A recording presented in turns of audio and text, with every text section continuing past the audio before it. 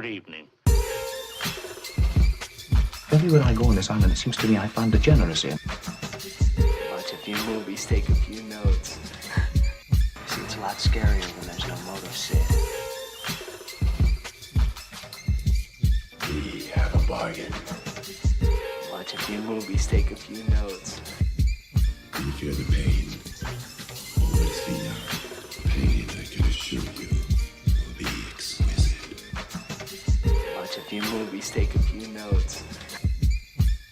His entire work consists of violence, all the time, obsessed with the issue of violence. Mayhem, gouging out of eyes, autopsies on the stage.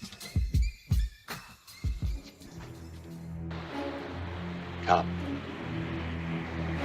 It is time to keep your appointment. Good evening, all. Welcome to episode 122 of Double Feature Horror Show. 122 of these, if you can imagine it. I will do a little bit of resizing here because I'm just noticing that. And can you believe it, chat? No, we need bigger, don't we? That's nicer. That's neat. Everyone listening to this as a podcast, and I know there's a lot of you, won't know what I was doing there. But if you're watching the visuals, you know why I had to just fiddle with that. I hope you're all well. Massive greetings to all the regulars. I'm seeing a lot of regulars turning up. Good to see you, Mr. GB, the Alabaster Maverick, Baldwin. Good to see you, Dr. Prepper getting in, and John Goris getting in early as well. Good to see you all. And everyone on the replay, hello. Good to see you. I'm remembering you regularly now. And thank you for sticking with me, even after I kept forgetting to say anything to you for probably about a year. But you forgive me. That's cool. That's cool. Oh, excellent. More regulars. Hello, Richard. Hello, Marina. Hello, Essie. Good to see you. Good to see you. I hope you managed your homework this week. Little harder to get hold of than usual. If you went via Daily Motion, you could get about, what was it, 180p, something like that. It was not the highest quality visual you would hope for, but the American YouTube has it in reasonably good quality. So hopefully you managed to find these episodes, however you found them. Presumably you went for your legally acquired copy, as I like to think we all did. Hello, Joe. Good evening. Good evening. I hope you managed your homework as well. We are covering The Outer Limits tonight. Our Horror Anthology History series has brought us firmly into the 90s. And by Jove, you know it's the 90s, don't you, with this show? We are talking about a revival of an old series from the 60s. You know, we've already seen the Twilight Zone revival. Now The Outer Limits got a revival as well. Obviously, there was something in the air. We're going to be discussing this, talking about 4 classic episodes, which I hope give a good impression of the series and a good representation of what it is, and hopefully gets you a little interested in it. But before I go any further, I do, of course, want to welcome my wonderful guests who are here to discuss it. We are covering horror anthology, so of course, Murgoot is here. Hello, Murgoot. Good afternoon, good evening to everybody, or good morning in Mr. GB's case. Yes, Mr. GB, the earliest riser. Massive respect to anyone tuning in from that hemisphere. And as well as you, my regular co-host is here. Why is he coming home? 5 in the morn. Something's going on. It's TCG. I don't know that song. Do I? It's always weird when people speak song lyrics. But yes, no, good evening, hello, and welcome to the channel. Oh, I got your intro as well. Lovely. There you go. Lovely. There you go. Yeah, if anyone Googles those lyrics, have fun. It won't be something that goes that is probably well known to anyone, but you know, someone might recognise that. Anyway, we have got 4 episodes to cover here, so we should probably get right into it. However, we are, of course, on YouTube, and there's a certain amount of shilling we want to get out of the way first while people roll in. Mr. Oh no, Mr. GB. No, that's not quite it. That's not quite it. Hang on. Is it if I say risque, Yes. you are disgusting. I thought you'd remember it. Now I know why you were talking about fiddling with things to make them bigger. A very forgotten song for a very good reason. I love it. I've got the top result, which confirms my suspicions, and then the second search result. Is it normal for a married man to come home at 5 a.m? There you go. Well, if he's been out thinking about the Roman Empire, you know. My wife asked me how much I think about the Roman Empire just yesterday. And I do think about it quite a lot. Oh, good. And I didn't realise it was a whole thing at the moment. Apparently women are supposed to ask their husbands or boyfriends how often they think about the Roman Empire. It's weird that you say that. It's just weird that you say that. It just reminded me. It's just, you know, that it's not been talked about before. This hidden aspect of husbands' lives, you know. Yeah, Just when coming it hit along. last week, it was a big kerfluffle, and a bunch of terminally online women freaked out about it, and everybody and their dog jumped on it. And yes, we did. I was trying to tell my wife the other week about how superior Roman concrete was. Compared to modern day concrete, and it completely flew over her head.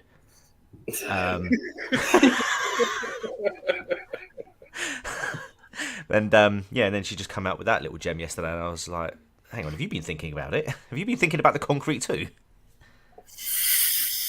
Oh, nice. I mean, their sewerage systems were also quite amazing, you know. You have to respect. We shouldn't go on about the Romans, as Mr. GB says. It makes us quite like another, shall we say, a famous YouTuber around these parts. Let's say we got to be careful with that if we start Rome posting. So for this discussion, we are going to. We're meant to shill. We're meant to shill, and we started talking about the Romans. Damn it! Damn it, Romans! Oh dear. Go on, TCG, get shilling. Let's earn those denarii. I was meant to record my audio yesterday for my new video, but unfortunately work got in the way, and then by the time I was ready to, it was nearly 12 o'clock at night, 11 o'clock at night, because I'd also. So that didn't happen, but I'm going to be doing it straight after this stream, funnily enough. So I'm going to hopefully have the audio out for my channel members either tomorrow or Saturday. So do stay tuned for that. But in terms of other little things I'm doing, I'm still live streaming at the moment over on my second channel, where we're almost towards the end of the second Ace Attorney game, which is Ace Attorney Justice for All. So if you are interested in gaming with a little bit of crime mixed in, do subscribe to my second channel, That Crime Guy Live. We're currently at 148 subscribers. Some sod unsubscribed the other day, but we're trying to get to 500 over on that channel, so it would mean a hell of a lot if you guys just took a second out of your time just to go and do that. Whether you watch the stuff or not, it's completely irrelevant. I just need the numbers on there. But if you do stop by, trust me, I hope that you enjoy what you see. We have quite a few regulars here tonight, such as Maverick, GB, of course Murgoot, Marina's there as well. So yeah, do stop by and have fun with me. It's chilled and it's all good. It's all good. And then main video out next week. Oh, lovely. Murgoot, any shilling for yourself? You're a good follow, I know.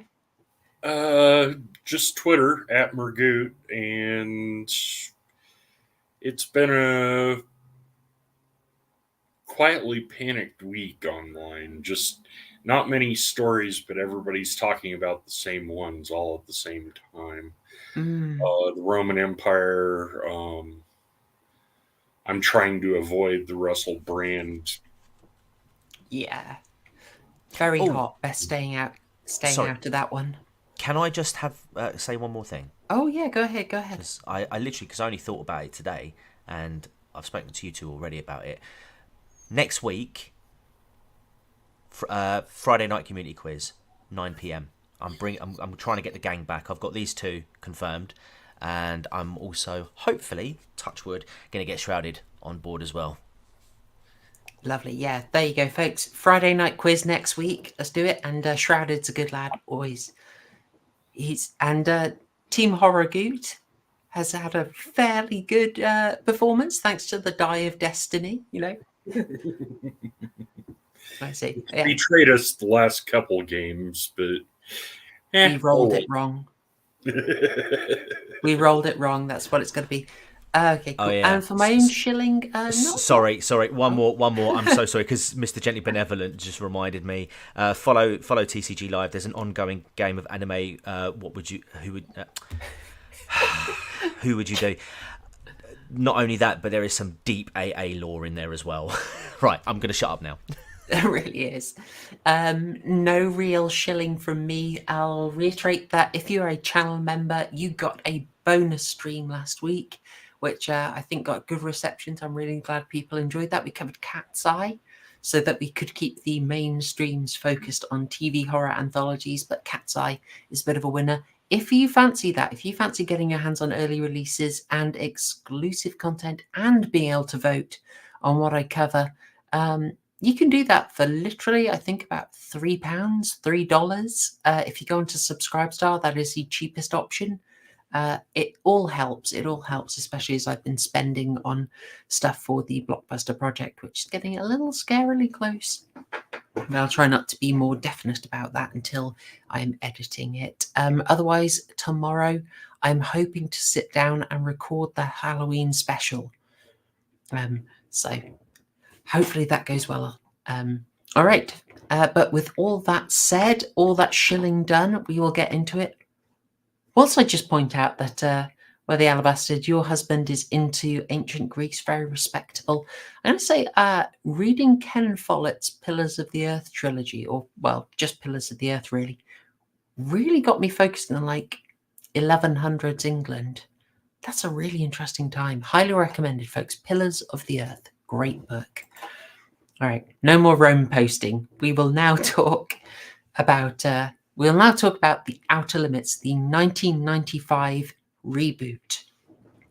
And I really want to stress, this is a reboot. It is quite distinctly different from the Outer Limits in the 60s. I think that's fair to say. Would you concur, Murgoot? Because I think you've seen both. Yes, I've seen a lot of both. The reboot was on Showtime, premium cable channel here in North America.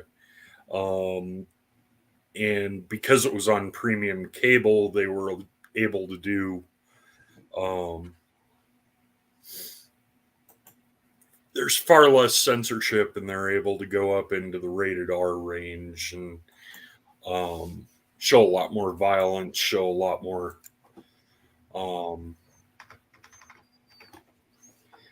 show a lot more. Let's just put it that way. Family yes, show. They can show a lot more, certainly.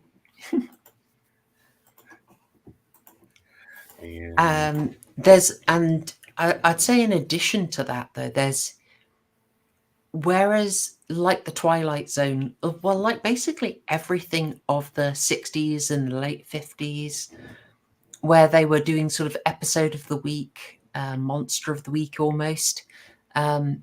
This version of the Outer Limits really stands out in a couple of key ways because it dips its toe, not really into serialization, but it dips its toe into connectivity, connecting stories.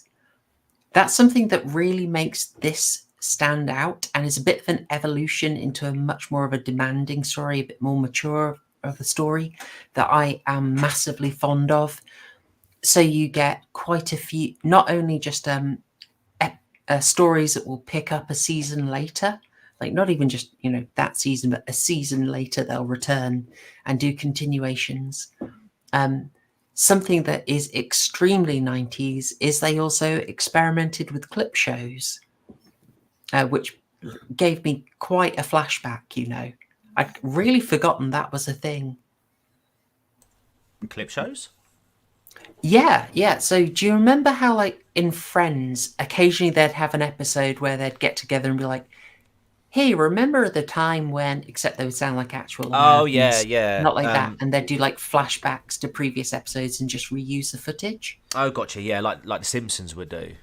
I sound like Harry Simpsons now. would do it. Yeah.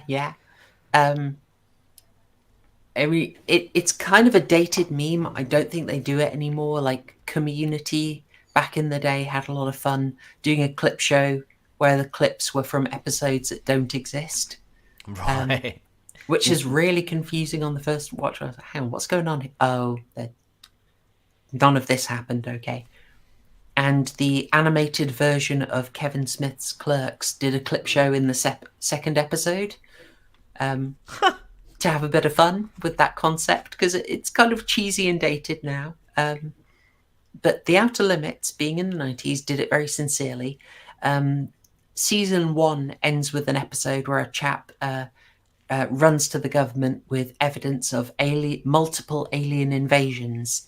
And his evidence is clips from previous episodes in that season.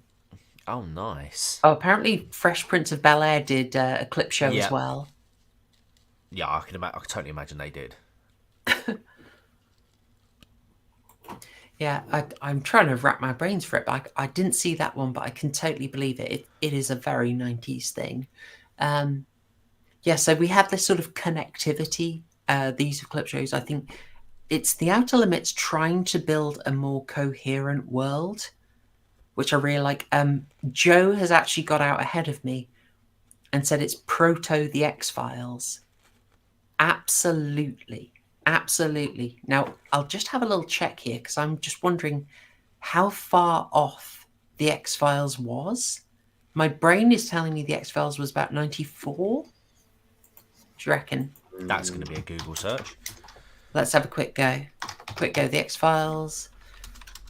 Let's see. 1993. 1993. Okay, so The X-Files has come out 2 years before this and started proving it. Now, The X-Files was very standalone at the beginning, but when people started responding to the serialization, they really leaned into it. So I suspect The Outer Limits was seeing that and saying, this is a bit interesting. We can do something with this. We can develop these stories.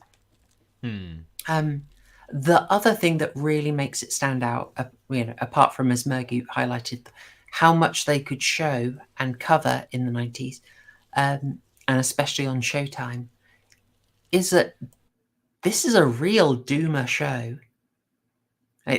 Another thing probably derived from the X-Files, I would say, is they are really happy to do the doomer endings. They love it.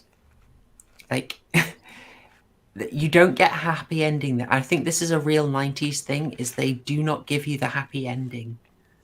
They feel very sort of reactive to optimism. Yeah.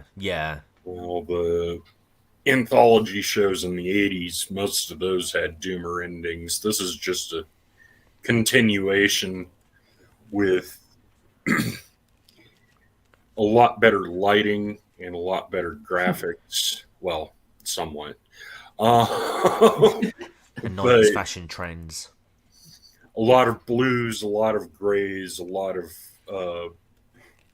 tinted blues and greens, just to make it more depressing overall. Very much so.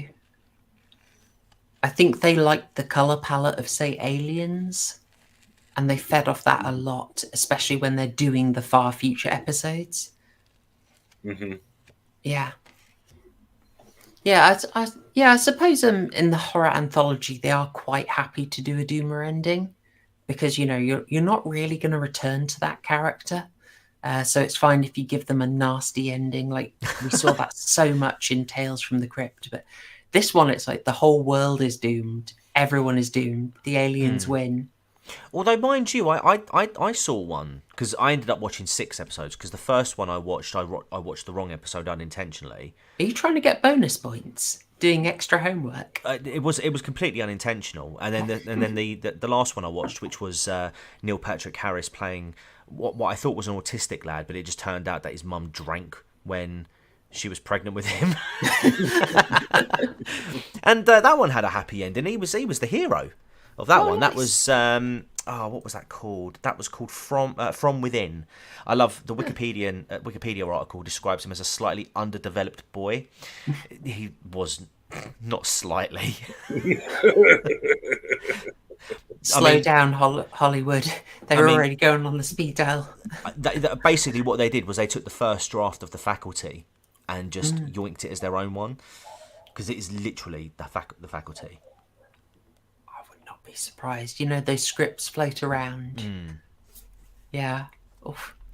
What do you reckon to Dr. Prepper's idea? It's Gen X pessimism. Something always worth thinking about is younger boomers, older Xers, just working together to make things pessimistic. It was the time of grunge. It was the time of gangster rap. It was the time of slow, depressing pop songs. Yeah. Something to help make sense of your media landscape generally is to think who's about 30 or 40 now, and what were they watching when they were a kid? Which sort of explains why we've got so many, well, it's kind of died a bit now, but 10 years ago you had so many sort of 80s property reboots. And it's basically, you know, I saw Transformers as a kid. Let's do Transformers. So it can help work out what's going on. So yeah, in this one, Gen X pessimism, I think so. This is kind of early for it, but people coming, sort of people with boomer parents, really. So it's probably boomers funding Gen X writers. Yeah.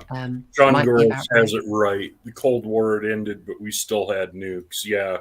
Yes. The Cold War hangover was very big in the early 90s. I went through it and went through the end of the Cold War, went through the 90s, and yes, the hangover was there. Yeah, yeah. Sorry, just going back to the doomerism. Yeah? I just remembered the first one that I watched by mistake also had a happy ending. So I don't know whether it was... I don't know what the general rule of The Outer Limits was in terms of endings, but of the 6 episodes I watched, I think... What was it? The 4 that we watched had quite downbeat endings, and then the 2 you didn't recommend actually ended on a positive note. Yeah, So, I mean, I wasn't trying for it. I honestly wasn't. I was. I know exactly what you were doing. You were trying to bring the mood down, weren't you? Unintentionally. I will say, if you want to know, folks, I skimmed a couple of best of episodes, which is how I found Dead Man's Switch, and I went for A Quality of Mercy because I actually remember seeing it live on the TV late night on BBC Two back in the day when I was teeny and tiny. And it really stuck with me because I should not have been watching that. And then when I saw that Quality of Mercy had a continuation, I was like, okay, well, we've got to watch that. And I threw in Final Exam for something very, very different. I wanted something not far feature. So that's how we got our selection tonight. I was torn because I did really want to cover Sand Kings, as it's an adaptation of a very interesting George R.R. Martin short story, but alas, folks, alas. But with that said, with that set up, let's get into it. I thought we'd start with A Quality of Mercy. It is a season 1 episode starring Robert Patrick and Nicole DeBoer, and it is, I suppose technically it's the first story to get a continuation, even though season 1 ended in a clip show. I won't count that as a continuation. It is a bit of world building. So, yeah, let's discuss episode 1, A Quality of Mercy. And I was originally going to do a different order, actually. That's why I'm taking a little bit longer to find my find my references. Okay, here we go. A Quality of Mercy. Shall I do the Guinness summary? Certainly. Go for it. Okay. We're in the far future, and one of the Earth Resistance best, starfighters, Major Skokes, played by Robert Patrick, has been captured. He is thrown into a dark, oppressive cell with an architecture that looks nothing like anything a human would create. He's facing off against an alien force that appears somewhat reptilian, but is covered in advanced armor. They are strong, they are tall, and they are extremely devious. Let's see. Oh, thank you, Marina. I've just seen your chat. Cheers. Well, good. It's high pressure doing these. It's high pressure. So when Skokes is thrown into this prison, he's raging, and he finds he has got a cellmate with him, played by Nicole de Boer, whose name I have forgotten. Anyone got that name? Why do I do this every time? I never remember anyone's name. It's only because he's got his name literally written on his uniform. Never mind. I'm going to call her Nicole de Boer. She's been in for longer, and she tells him about the previous... Tristan. Cadet of course, Bree. Tristan. He says her name about 100 times, doesn't he? Bree. There we are. So Bree has been prisoner longer, and the last guy in, she saw tortured to death for information that he did not have. She's a young recruit. She was conscripted, and Skokes is trying to keep her going by telling her they're going to escape. He is determined. But their captors are taking her away and experimenting on her. She is coming back from these sessions tortured and with skin grafts. And she says that they've been trying to transform her into one of them. Skokes is pretty hopeless. He's trying to get out. He finds a way out of the cell, but ultimately his opportunity for escape is limited, and they are doing worse things to Bree. She's scared that she's going to die. She's losing her humanity, and she forms quite an intense bond with him in a moment of like pure thirst feeding. She's very much, I want to feel love while I'm still human.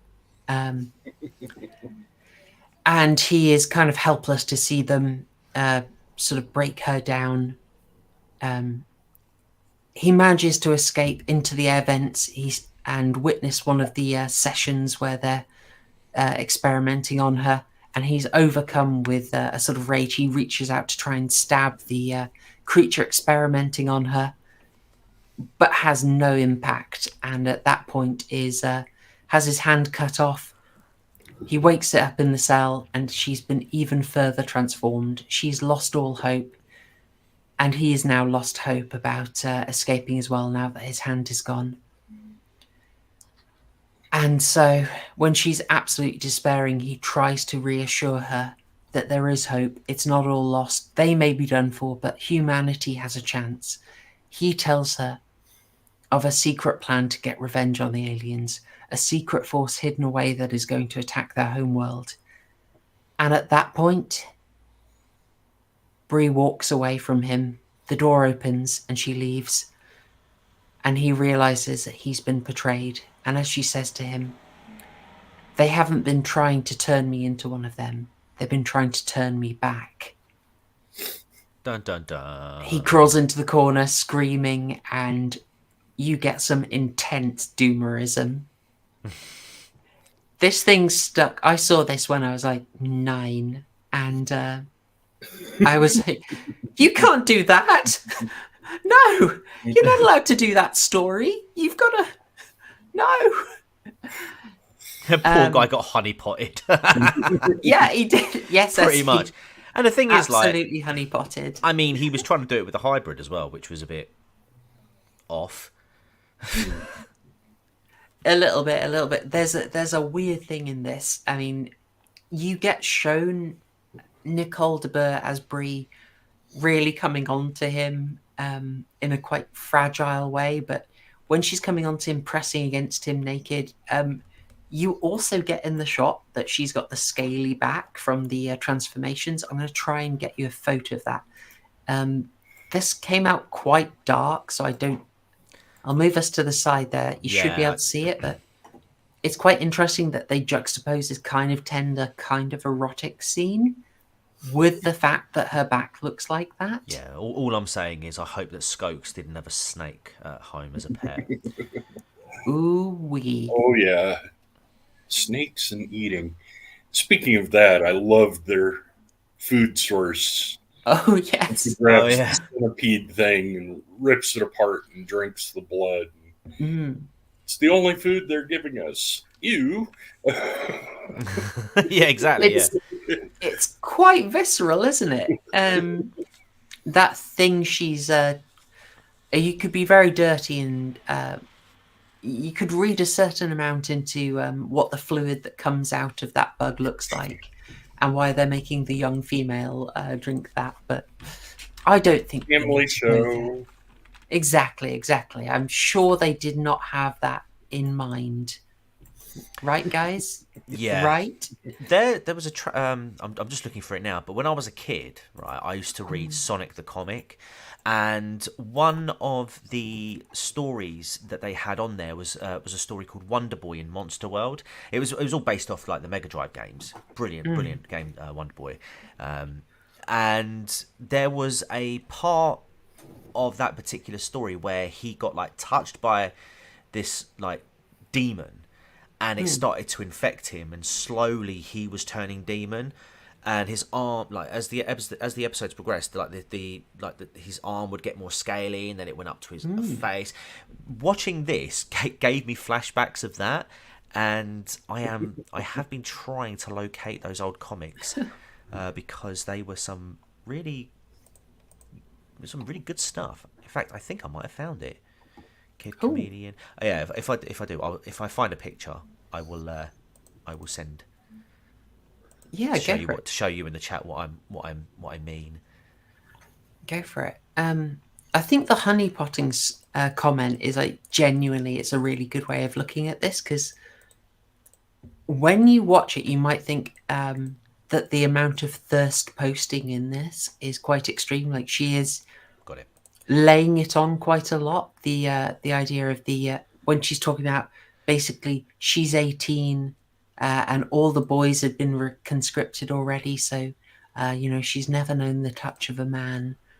And you're thinking this is kind of on the nose. This is quite juvenile.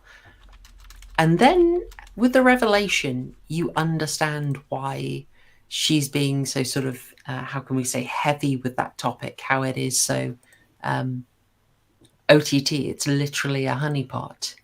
And I'm not saying that they didn't just want to have some thirst content in there, but they certainly had a good justification for it. Yeah. Well, they also made her a young cadet, so there's part of that too. Immature, just into the military. Yeah. How about yourself, Murgoot?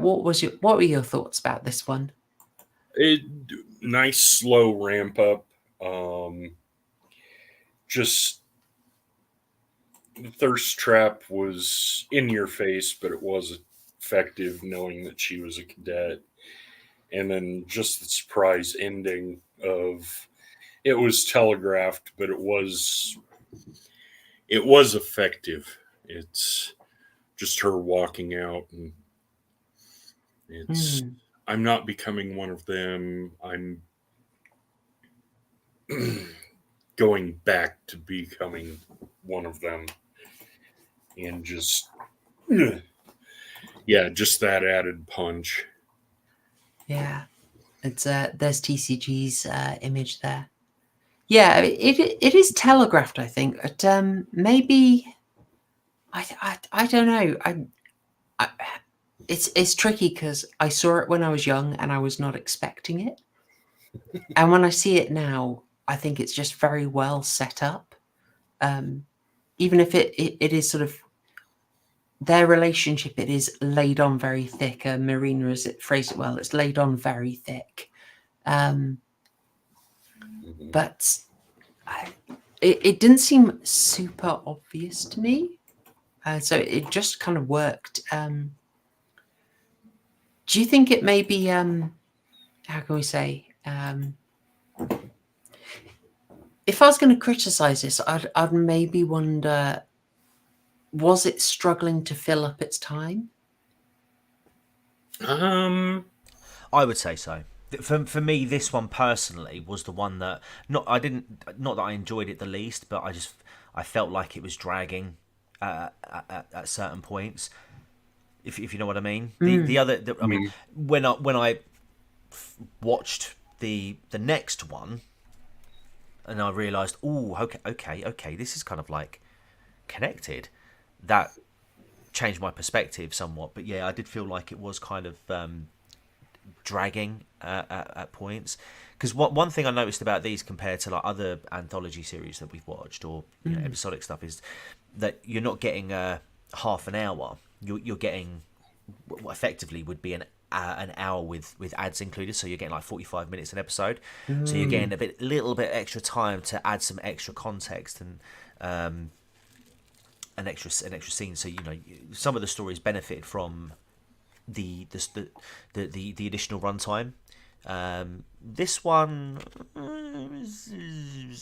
it was all right, but yeah, I know in previous ones I've already said like they could benefit from a little bit more time. This one, on the other hand, could have benefited from a little less time.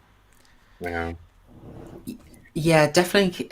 I think it's fair to say that I enjoyed this, but I did feel the time because it wasn't really doing much in the way of any twists. It was kind of on a continuum. He's thrown in, they relate, she gets tortured, and he is more determined to escape. And that is kind of just the trajectory until the end. You don't have a twist like him getting much further with his escape or any pivots, I would say, in the relationship, which I think makes it feel longer. Do you think that's a fair take? Yeah, I would say so. Yeah.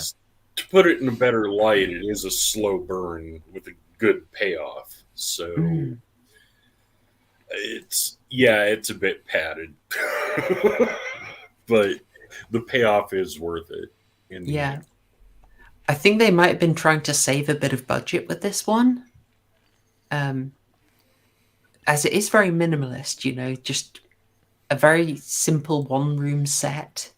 I mean, it's gorgeous, but since they really wanted to get their money's worth out of it, two actors. Also the first season, so they're not fully on their feet with it. Oh, no, absolutely not. But at the same time, it is a minimalist story that I really liked, and that focus, giving you sort of, it's also a view of the sci-fi world that I hadn't really seen before. I don't tend to see much of, treating that science fiction war with a bit more realism, focusing on ideas that there would be POWs. I quite like that. And in fact, watching this, I sort of thought, especially when you watch the follow-up to it, I did think, I'd like this as a series. I'd be quite interested in seeing a lot more of this world. Yeah, and I was quite glad that we did, They give you sort of scant details, but it's intriguing. I know in season 7 of The Outer Limits, Showtime weren't producing it anymore. They handed it over to the Sci-Fi Network to produce that final season. And Sci-Fi made 2 episodes that were what they call backdoor pilots. Make your own jokes here, but keep it family friendly. I thought that was the stewards, etc. Cabin stewards. Okay, moving on. We won't do it. They tried to get a couple of backdoor pilots in the last season that didn't take, but it does show that there's a sort of obvious potential. Try a story out, try a world out in The Outer Limits, and then, you might be able to launch something off it. And T is right. Brad Wright and Jonathan Glassner wrote Stargate SG-1, which also was a Showtime show, which eventually moved over to Sci-Fi Channel. Yeah. Yes. Yeah, I should mention that, of course, it's not so surprising. It doesn't make the Outer Limits stand out, but we should talk about some of the people who were being adapted, who provided the inspiration. A lot of them are the science fiction stalwarts of the time, so the people who were working on Star Trek. They'd done some time in Star Trek. They'd done some time in, say, Stargate. They would go on to basically that whole ecosphere of 90s and early 2000s sci-fi. The stories that we're adapting, obviously, it's your Harlan Ellison, it's your George R.R. Martin. It's a lot of the people that we saw adapted in the 80s and 90s.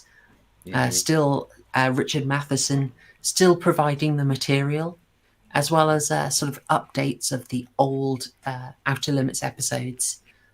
Once or twice, but there weren't so many of that. There's only 2 seasons of the original Outer Limits, so they didn't have as much to pick from.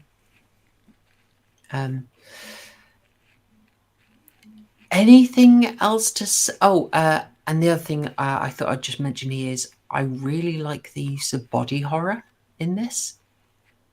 Yeah, the makeup effects were quite good. Yeah, there's that early bit where Rob Patrick presses on one of the skin grafts. Yeah. Did that work for you? Did that get the wince from you? Because it did make me go a little bit. Yeah. Eating the centipede thing was more of the wince for me, and that's not so much body horror, but yeah, that was just it was pretty damn nasty, you know. I thought they sold that really well, and really good work from Nicole de Boer. We're talking about this backstage, so forgive a bit of repetition, guys, but we should talk a little bit about Nicole de Boer. I was looking at her and thinking, okay, she's doing a great job, but where the heck do I know her from? And then I remembered she's in Cube. She's the lead actress in Cube from 1997, so 2 years after this. She was in both of them Canadian productions. And I don't think we said already. Oh, sorry. She was also the second Dax in Star Trek Deep Space Nine. For those people who remember that. Oh, there you go. I think there'll be a fair few people who remember that. Chat. I know you've watched DS9. I can tell, chat. You probably actually watched a lot more than me. I tried to do a rewatch because I'd seen it sporadically when it was on TV. But they showed it at an awkward time for me in the UK, and so I'd seen a lot of it, but kind of sporadically. And I tried to watch season 1 again, and I just couldn't do it. Yeah, season 1 was definitely finding its feet. It didn't really start rolling until halfway through season 2. I need to maybe do something like look up the essential episodes from season 1, get them out of the way, and then get into the good stuff. I was just like, no, I really need to see the Dominion War, but I never managed it.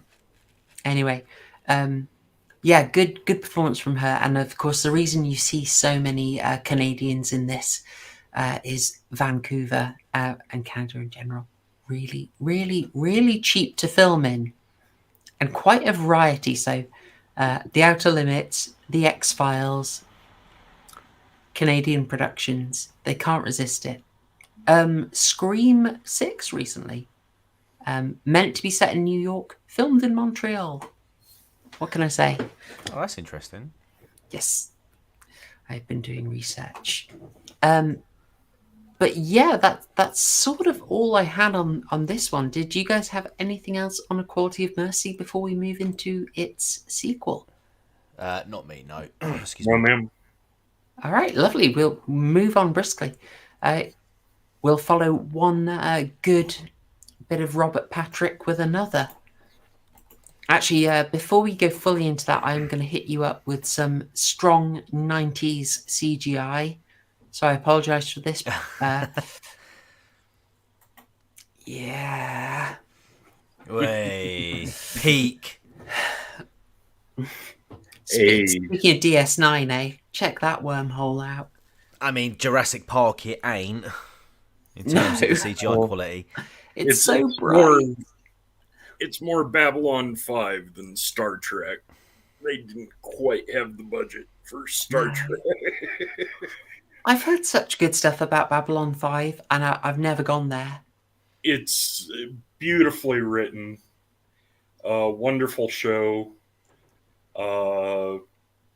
Big comparisons between it and its Deep Space Nine. Deep Space Nine had the budget.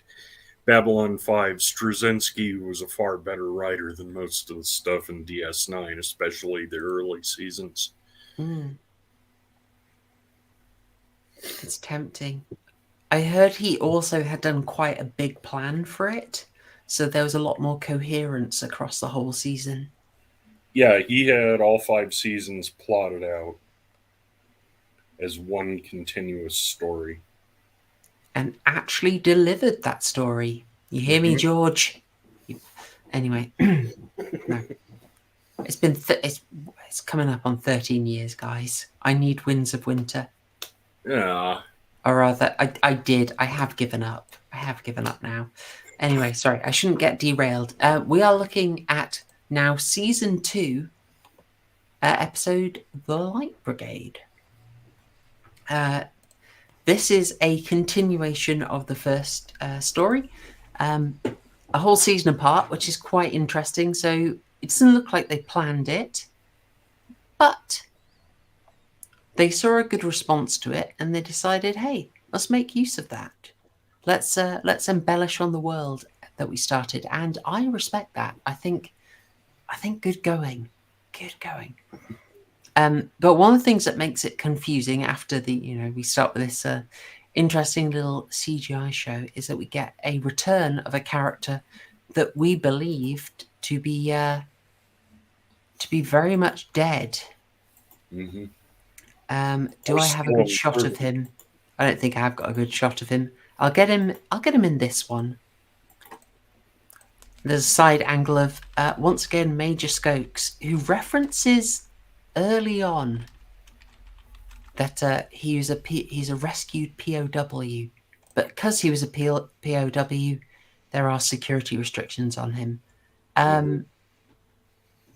In short, the Light Brigade sees a fleet that is meant to be launching a strike on the alien homeworld after the failure of the first surprise attack, if I read it properly.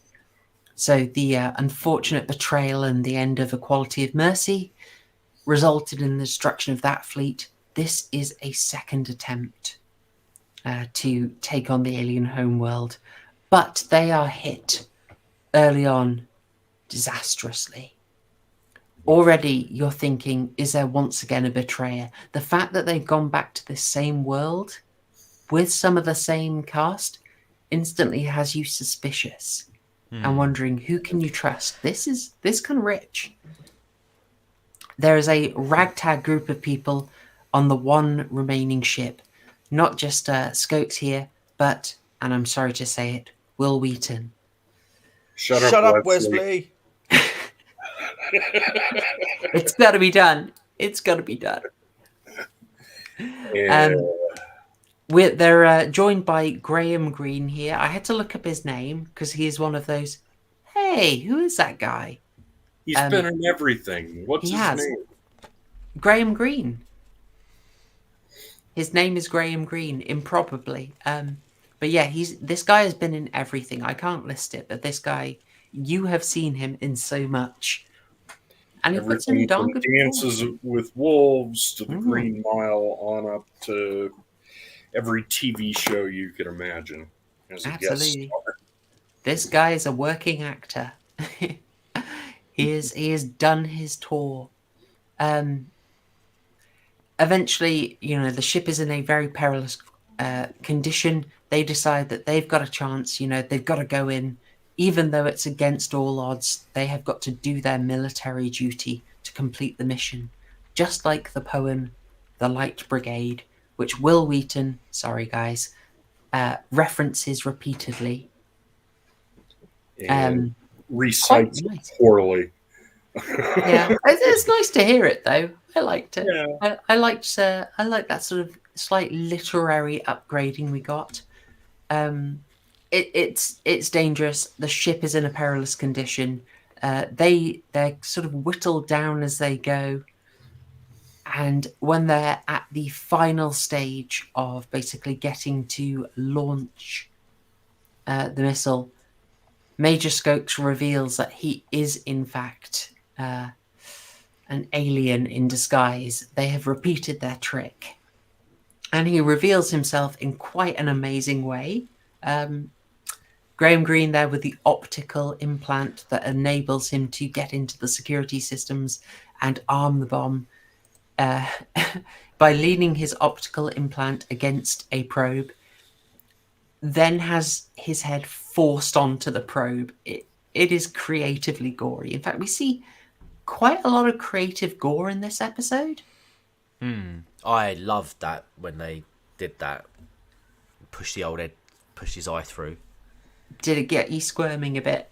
It did. No, Joe, not the writer. It's one of those things. It's one of those things where they could get away with that sort of thing because you're messing with a synthetic object as opposed to like the actual human eye. And so I imagined like from a sensor's position, it's easier to get through. There wasn't much censoring. It was showtime. Yeah. It was just creative. They could show a fair bit more. And it comes down to Will Wheaton, and I think the point of it is just it's that creativity that they love. I also like the bit where he takes off his glove and he's got that robotic hand, and it's almost reminiscent of Terminator 2. Yeah, you know the scene where Arnie like cuts off the skin and then reveals the hand underneath. It really it was reminiscent of that, and I thought that's quite a nice little nod to have Robert Patrick doing that, given it was only like 5 years since the T2 movie. Oh, absolutely. I mean, the fact that he was in that as a villain does make you think. It adds to all that wonderful stuff about the suspicion, and you're wondering if is he with type or is he against type, and great stuff. It ends up with just him chasing down Will Wheaton, and sorry guys, brain freeze. It ends up with him chasing down Will Wheaton. It's that sort of T2 pursuit thing, isn't it? Yeah, whilst doing a massive exposition dump in the process. Oh yeah, he didn't exactly need to do that, but they end up in a corridor with a bit of an energy pulse going through it. It had been set up earlier in the episode, and it is there that we get our creative kill. Robert Patrick Skokes leans back, the energy pulse comes down and carves the top of his head off, and you see it sort of hollow and burnt out. There's a nice CGI effect, but okay, it's obvious CGI, but I thought they carried it off very well. I thought they did a decent job with it. And so, after that, you're feeling flush. You're like, hey, they got a turnaround. They got a victory. Well, hey, the outer limits. We're on the way up, lads. Everything's coming up Millhouse. But young Wesley gets up there. He and finally manages to launch the mega death weapon. Giant hand grenade. Yeah. Except, would you believe it? He's boarded. Suddenly, it's human voices boarding. Can he trust them? Can he do it? Well, he should, because when everyone woke up after the attack, Skokes had turned the ship around.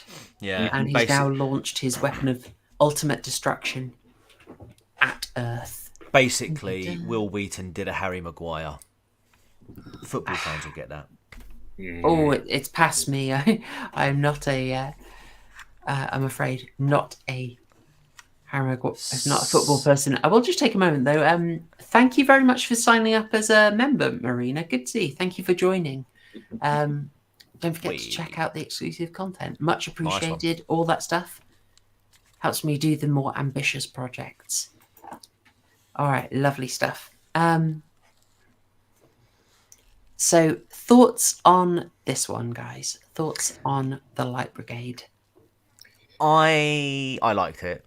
I thought it was quite cool. I love the whole sci-fi thing, and I loved that it was a continuation from the first one.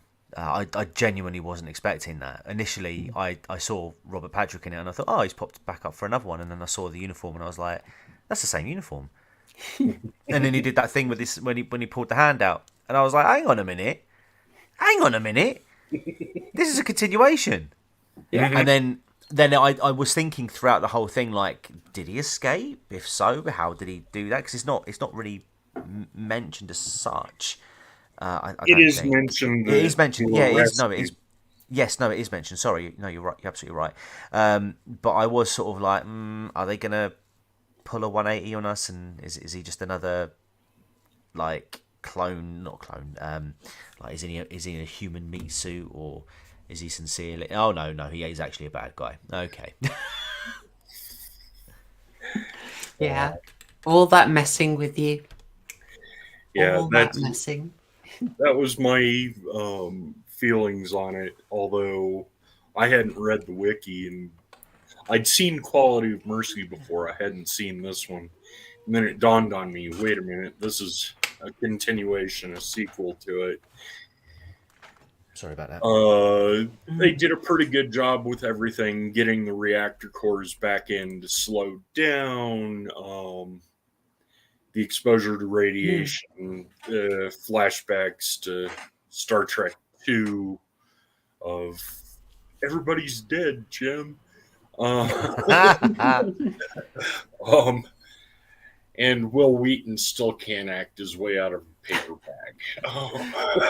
They played it very straight. You know what? You mentioned the reactor cores. That is something that stood out to me. They were really clever with their use of the set here. In fact, we'll see this in all of them. They know how to stretch a budget. The fact that, we got the reactor cores in all these sections of the ship. We're going to have to fix them all. Translation. We can just reuse a set 3 times. Genius. Absolute genius in terms of production. Light it a bit differently. And get your money's worth. Why not? Hell yeah. Yeah, I thought they were very clever with that. Yeah, it was, by the end, it was definitely a shut up, Wesley. Looking for glory and you've screwed your planet, was my feeling on it. I mean, do you think it's very deliberate that they used Will Wheaton, knowing that just everyone wants to fuck him? You know? Oh, breaking from type. Casting. I need someone despicable. No, worse than that. Still a genius and worse. Ends up being an idiot. Yes. Walked straight into it. I'm not seeing any fans of Will Wheaton in the chat. I am seeing a lot of people discussing eye stuff.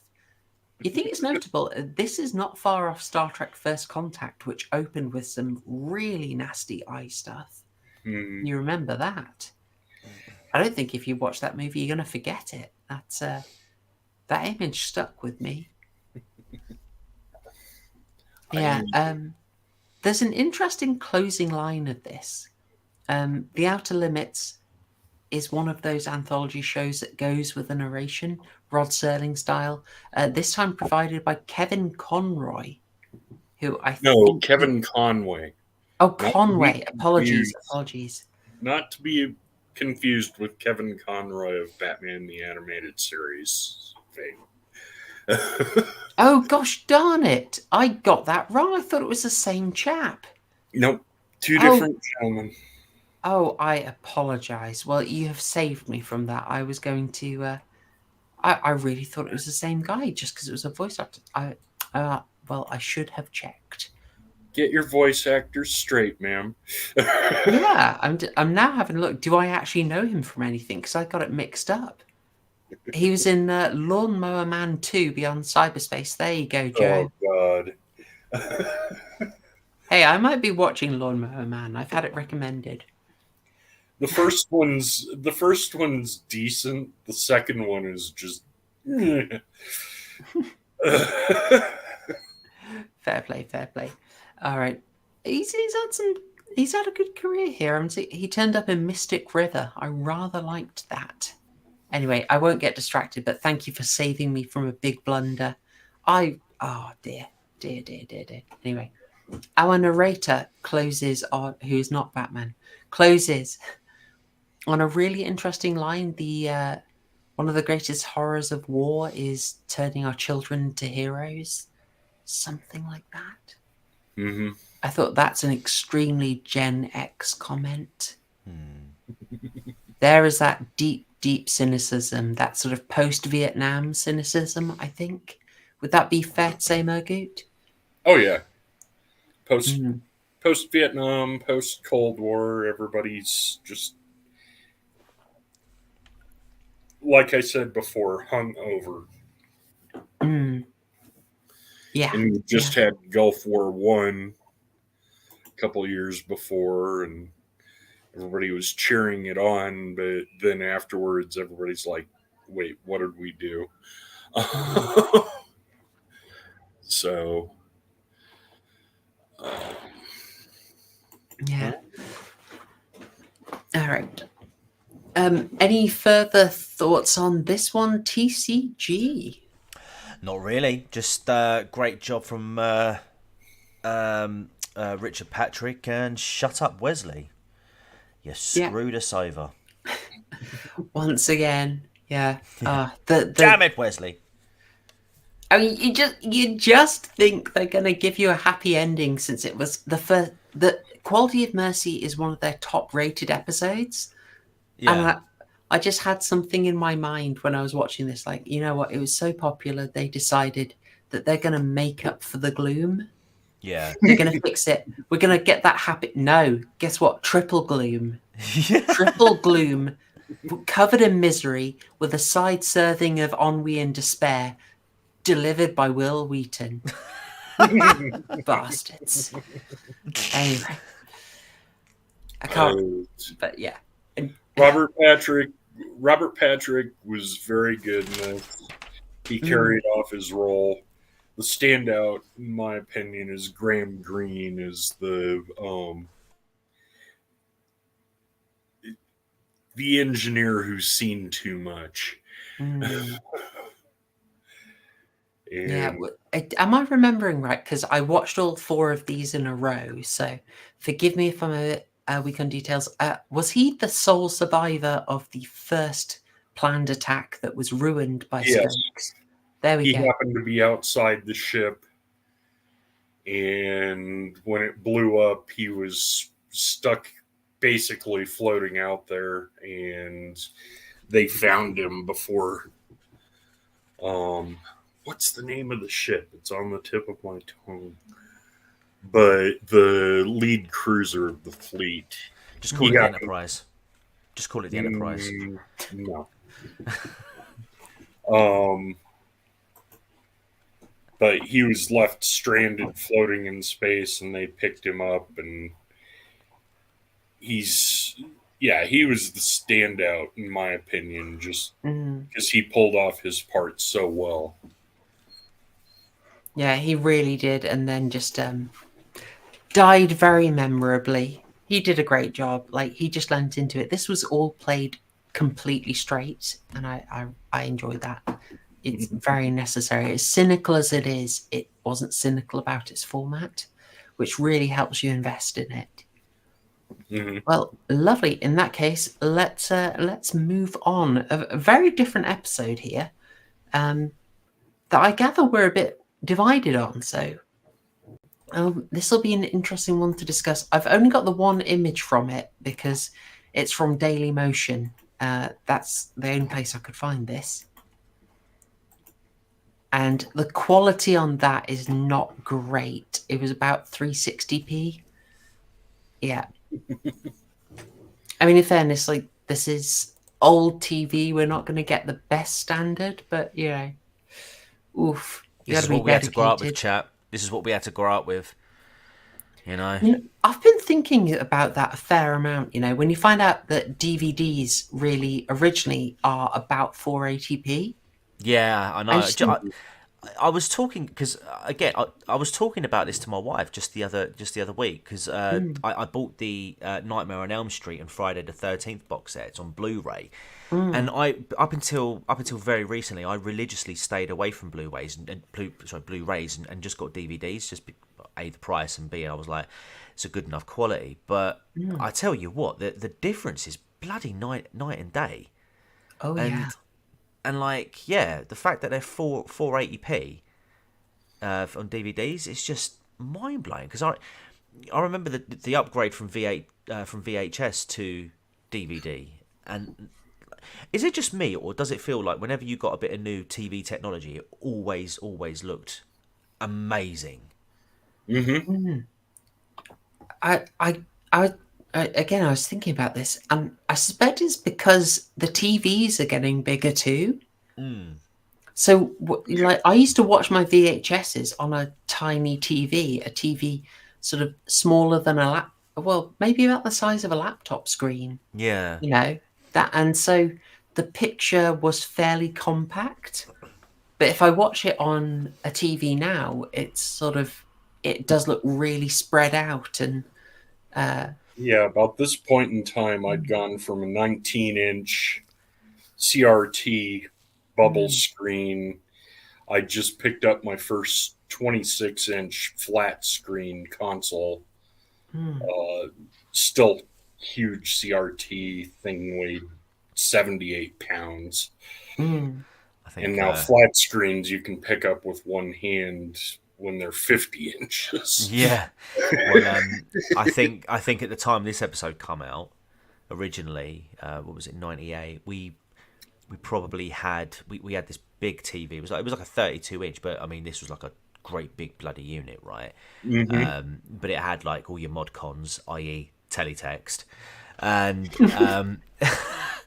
but it was a rental TV, so it had this like machine on the side of it. And in order to watch TV, you had to put a quid in it, and it'd give you like 5 hours. And every week we'd have a guy come round to empty out the machine, and then give us back take the rental, take the money that was owed in rent for the unit, and then just give us back the other pound coins. And my mum would just whack them all back into the TV, just so we get like, there you go, that's sorted out for the next 3 days.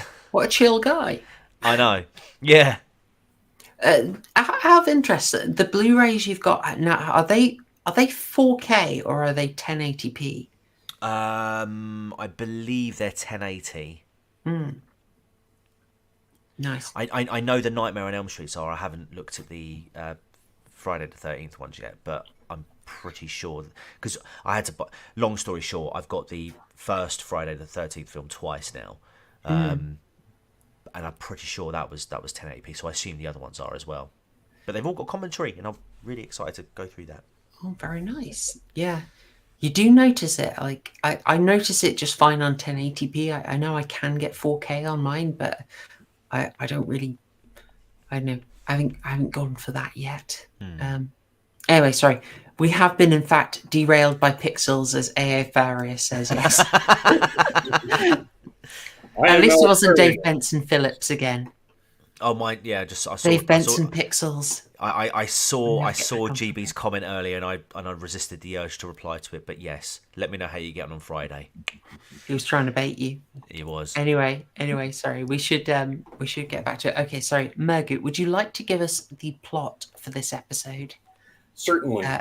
The final exam. It's exam day at the university, and postgraduate physics students have all come in.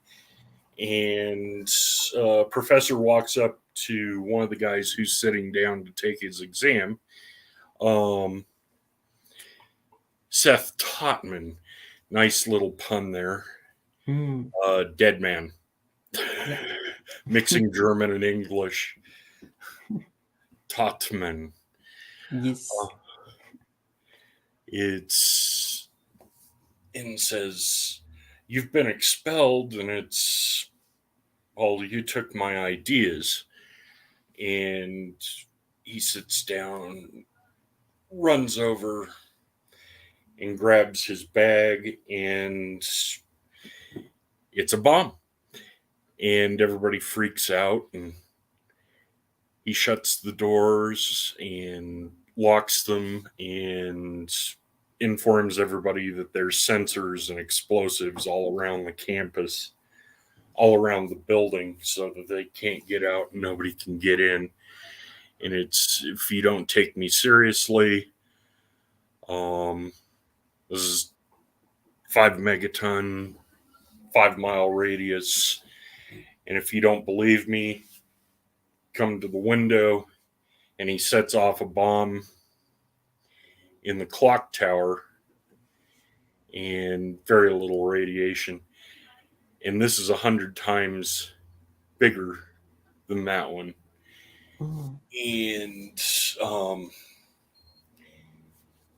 the Department of Energy crisis crew gets called in. They call in Dr. Martin, who's a psychologist who's having some marriage problems, as somebody to talk Totman down.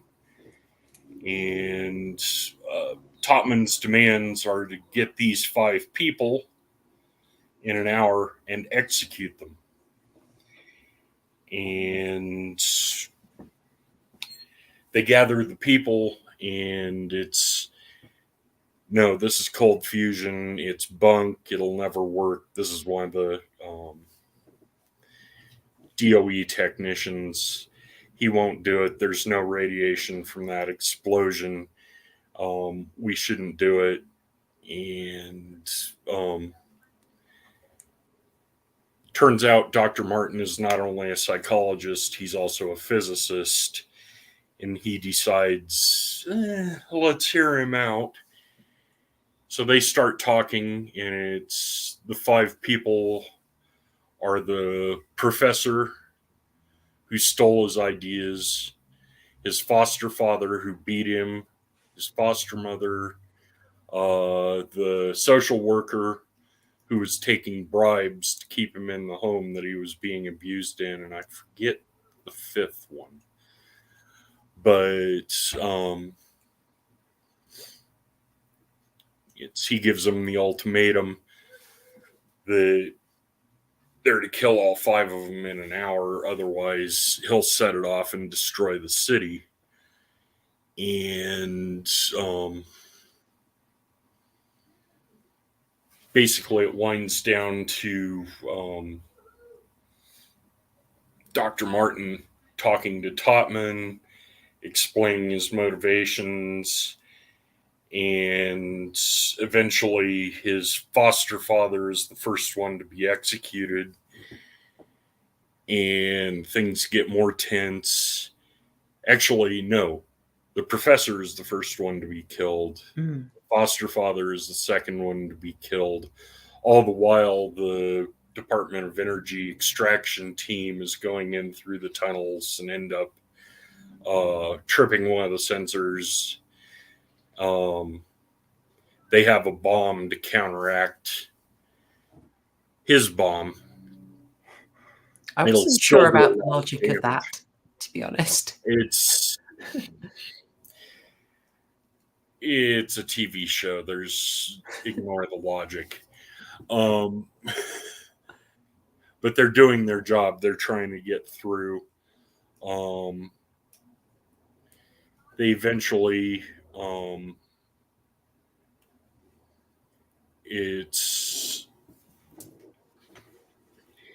they get a hold of one of the devices, go out of town, they start messing with it, and it blows up, killing the Department of Energy team that went out with the bomb. And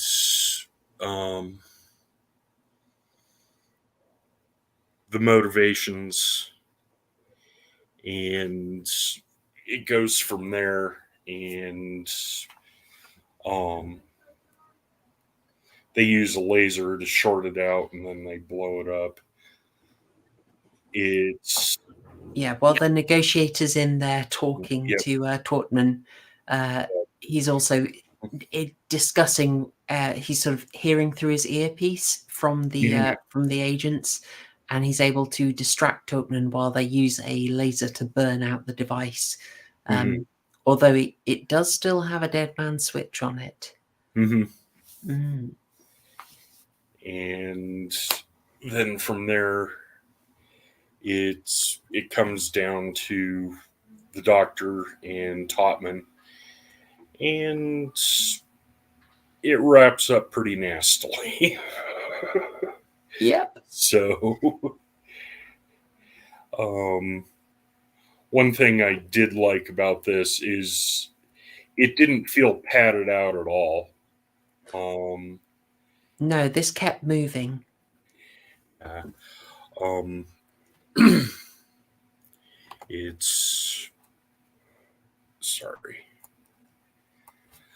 Peter Stebbings, aka Seth Topman, has been in a lot of television, especially Canadian television.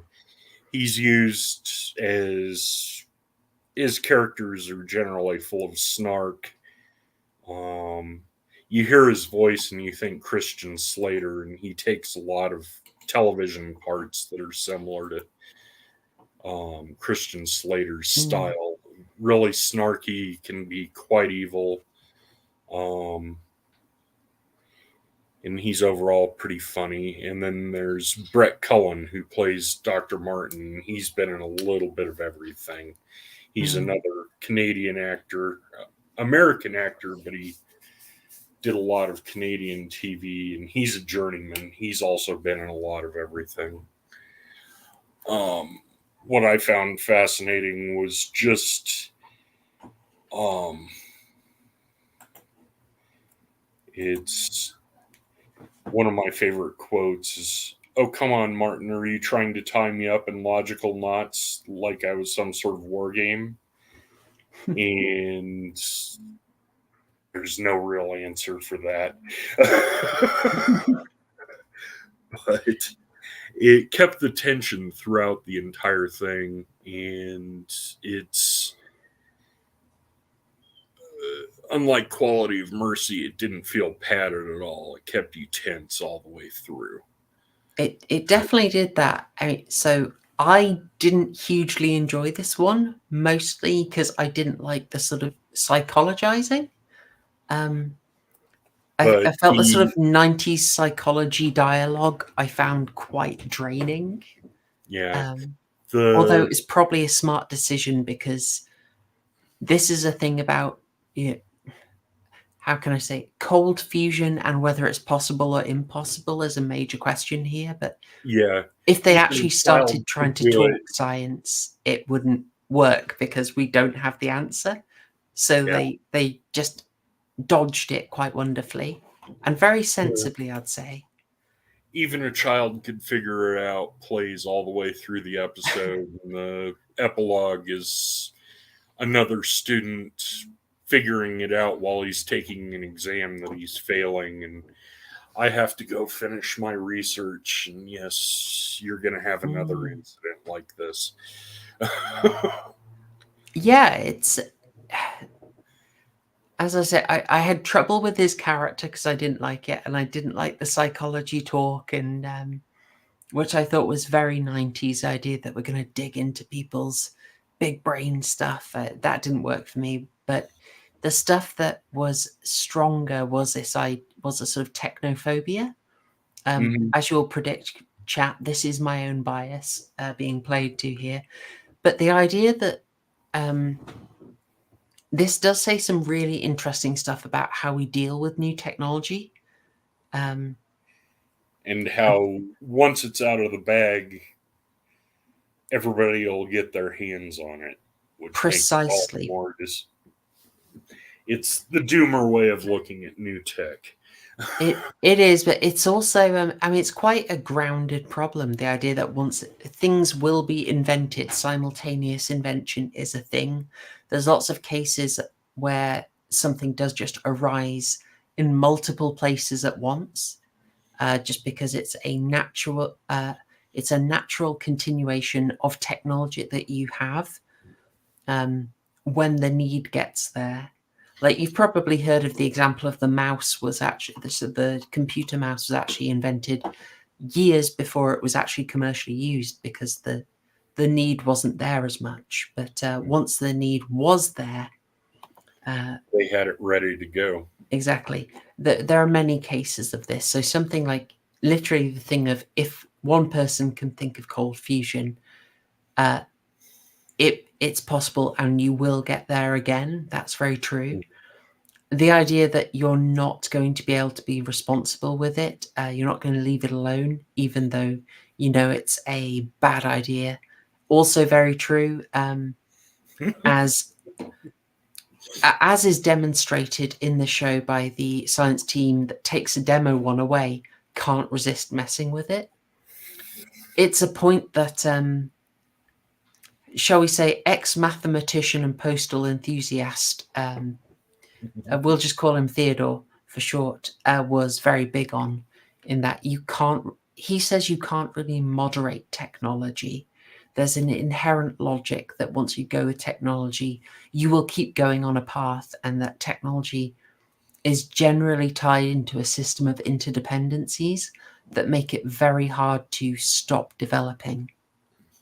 So, for instance, that might sound a bit garbled, but if you think of something extremely useful like a freezer or a washing machine is a truly liberating piece of technology. But for you to have a washing machine or a freezer, you need basically a whole grid network. And if you don't, then you need something producing generators that can be in every home, and you need a giant network for the transportation of fuel for those generators. It becomes very hard once you go on a technological path to disentangle yourself, and you find yourself dependent on it. Once the infrastructure for, say, your washing machine and your freezer is in there, you have an almost irresistible logical motivation to then extend that and do other things with that network, which is why it spreads. I'll stop TED posting now. But it seems like they're aware of it, you know? Yes. Very much so. In the 90s, saw a lot of technological leaps and saw a lot of perversions of technological leaps. And yes, Gen Xers were, especially older Gen Xers, were very, very suspicious. While we loved the tech, some of the ways it was used were very, very frightening to us. So it's one of those things. You've only got to look at the recent discussion going on with AI at the moment to sort of see where this guy was coming from. I mean, you've got some people saying that, it's going to be a useful tool for people and that it's going to be a net benefit to society. And then you've got other people on the other side of the aisle thinking, saying that it's going to be a Terminator 2 situation where if we go too far with it and it becomes too self-aware, then it might deem that we're no longer required. Yeah, it's the AI is a very good I mean, it's a great example. It's very timely. If you've been through, there's a good chance if you're here that you've been through a certain amount of libertarian thought, and you know the arguments about creative destruction.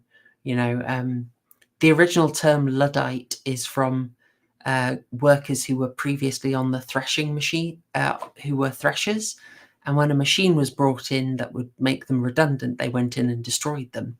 They were sort of violent activists protecting their trade. Obviously, they lost out, but you can say, I think the conversation has moved past that, and it's starting to say, okay, creative destruction happens to a certain point. So you lose one industry, but then new industries arise. But I think we're probably at a point where we're seeing that actually that doesn't necessarily hold out. And if it does it help the people who lost out? I don't know. I would argue. I mean, look at what we're doing right now. I mean, this wasn't something that you could do 10, but this wasn't something that you could do like 20 years ago. And now you've got millions of people now trying to make a career online. You've got all sorts of other industries that are sort of popping up in the wake of like how the internet works this day.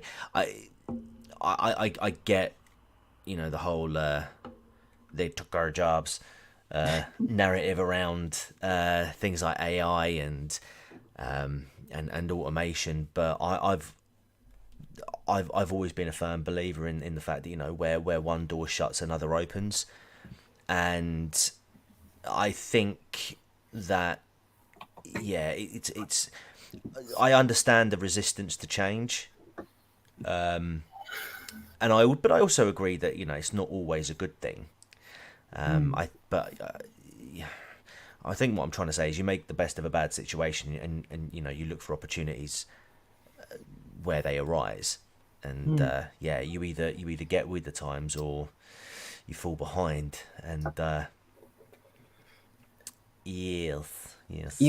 Ted would agree with you to an extent. He would say that it's why he said that basically you have to do it on a worldwide unanimous scale, because if one group of people decides to de-tech, there's another group that just says, well, sweet, we got these laser cannons, so yeah.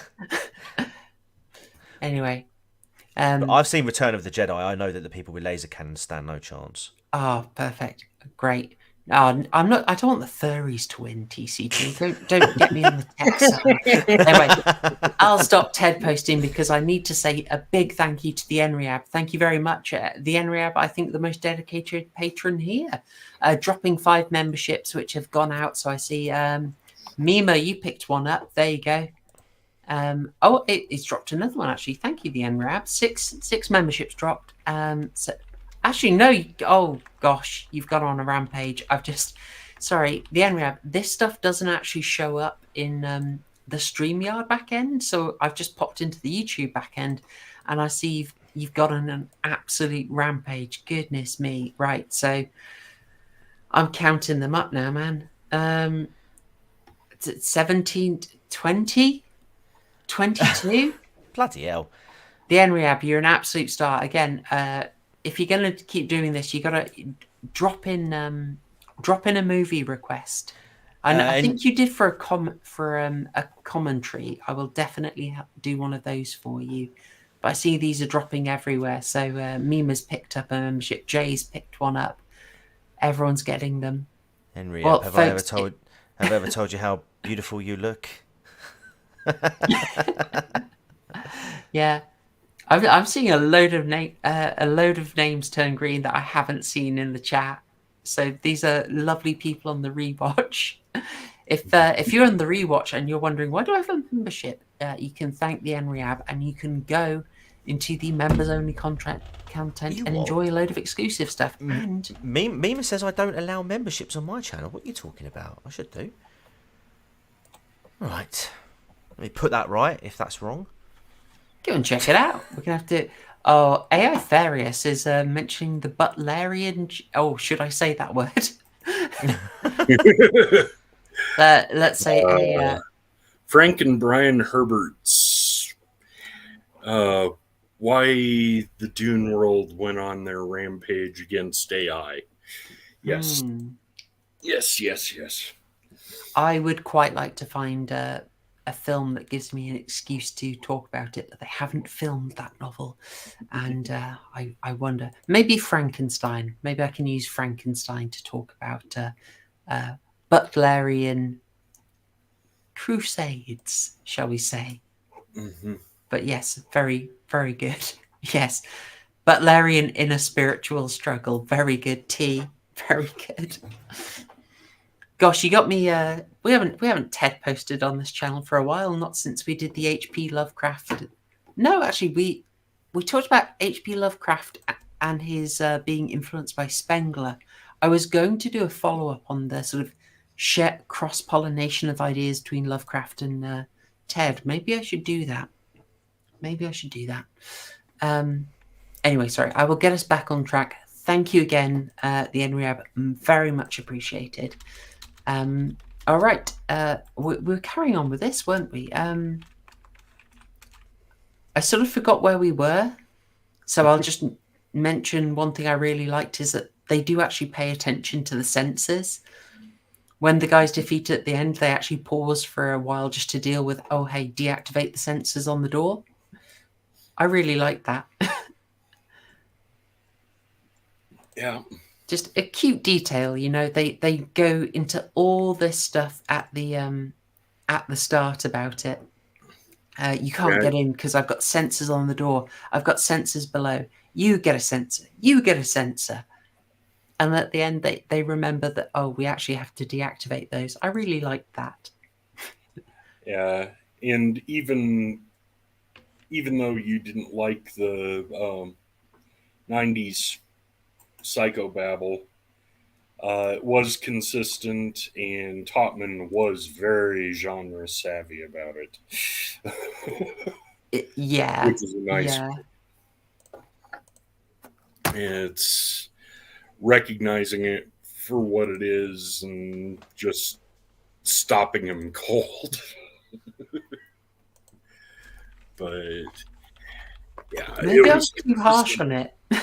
Maybe I was too harsh. That was a nice point. Yeah, but yeah, overall, I really liked this one just because it was consistent. It wasn't forced for time.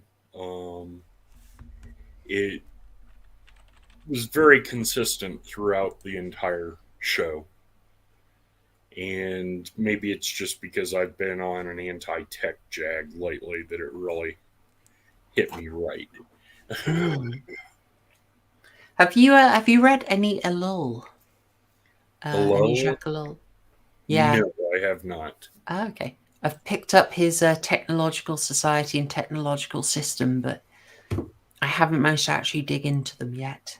But I think What do you spell his last name? Ellul. Okay. Jacques Ellul. Yeah. He's not widely translated, but there's quite a few of his that are available. So, is it in French? You can get English translations. I originally got on to him because he writes about propaganda well. And he's got quite an interesting way of writing about that, about different formats of propaganda. So I got that, and then when I saw that he'd been TED posting, I was like, yeah, I'm going to have them. Oh, now we've even got a French distraction. Terrible state of us. TCG, did you have any more thoughts about this one? No, I quite liked it. I kind of disagreed slightly on the on the topic of the conversations that they were having, like the whole philosophical, psychological conversation. I thought it was quite. I personally liked it, but yeah, I mean this episode did intrigue me quite a bit. It did make me Google cold fusion after the fact, just to see, because obviously it'd been a few years since. Had someone cracked it? The answer to that is still no, which was upsetting to see. Yeah, no, I liked it. There's an interesting sub-theme that I think ages very well, which is that he's a guy who's big-brained enough. He's an absolute gigabrain. He's invented cold fusion. And the motivation driving him is still extremely basic, personal, and human. Mm-hmm. It's this nice thing of, like, we can really increase our technology, but we are still the same kind of basic person from 300 years ago. We are still driven by basic emotions, and we still are very formed by our human connections. And it's like, you've got a brand new technology, but you've got a 3,000-year-old emotional hardware system still in play. Revenge and hatred are powerful motivators. Exactly. Yeah. So that holds up quite well. Gosh, you know what? You softened me on this one, Murgoot. I wasn't a fan. You guys have talked me around a bit on this one. Marina, I can't do Island of Lost Souls. I'd be up for it. Island of Lost Souls is 1932. It's got a bit of, I think it's an adaptation informed by the Isle of Dr. Moreau. And I know it had an interesting time getting through the BBFC.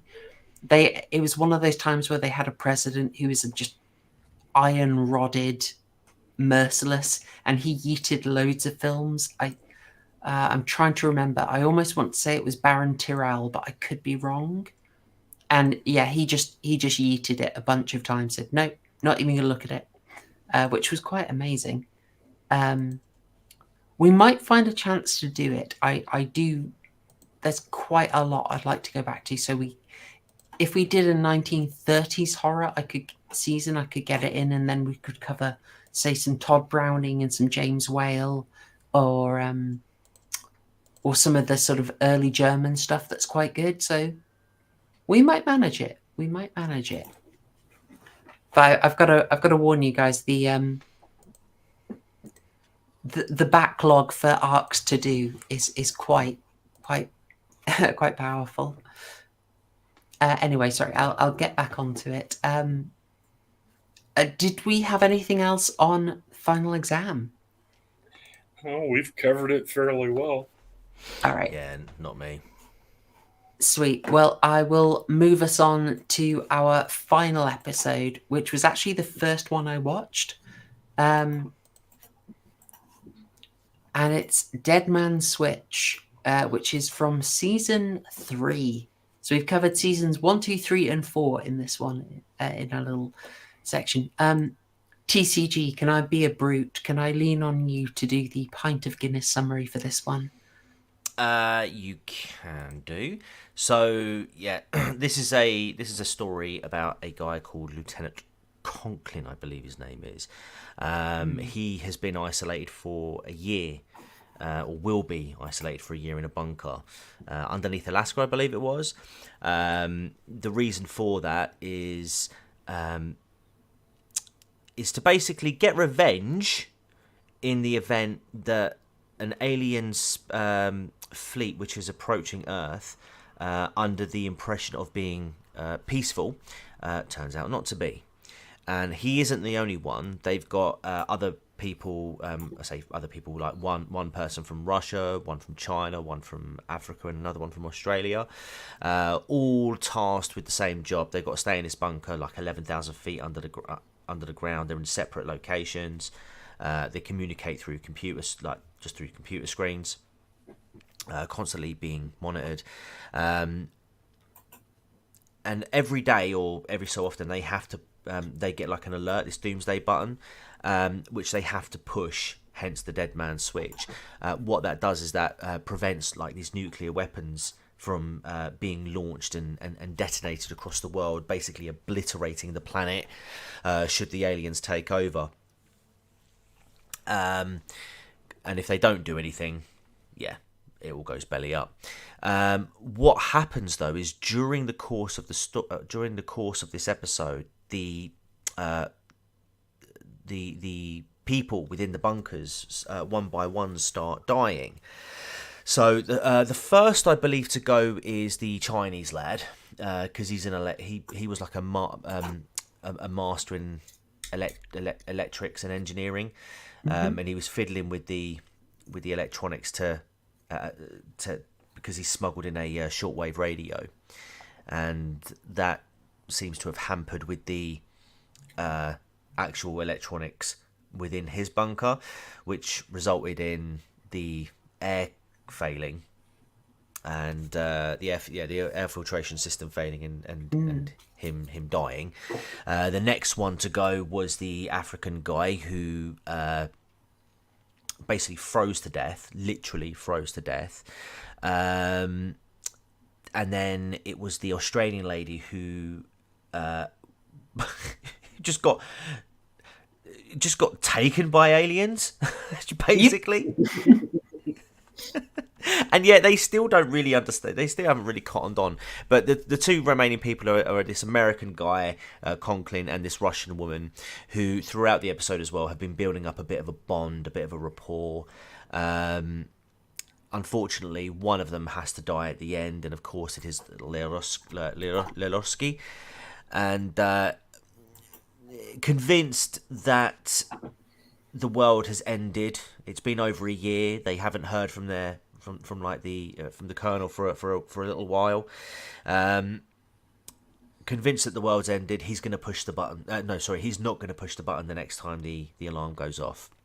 So he goes to leave it, and then out of the blue, he gets a message from the colonel, which is like, "What are you doing, man? Push the button! Come on, we won! Woo! Yay! Humanity wins!" And so he pushes the button. He's like, "Oh, yay! Great, fantastic!" And thinking that they're going to let him out. And then when the conversation ends, it pans out to the colonel, who has a giant, great big alien on the back, and it looks like there's some other aliens there having a bit of a piss up.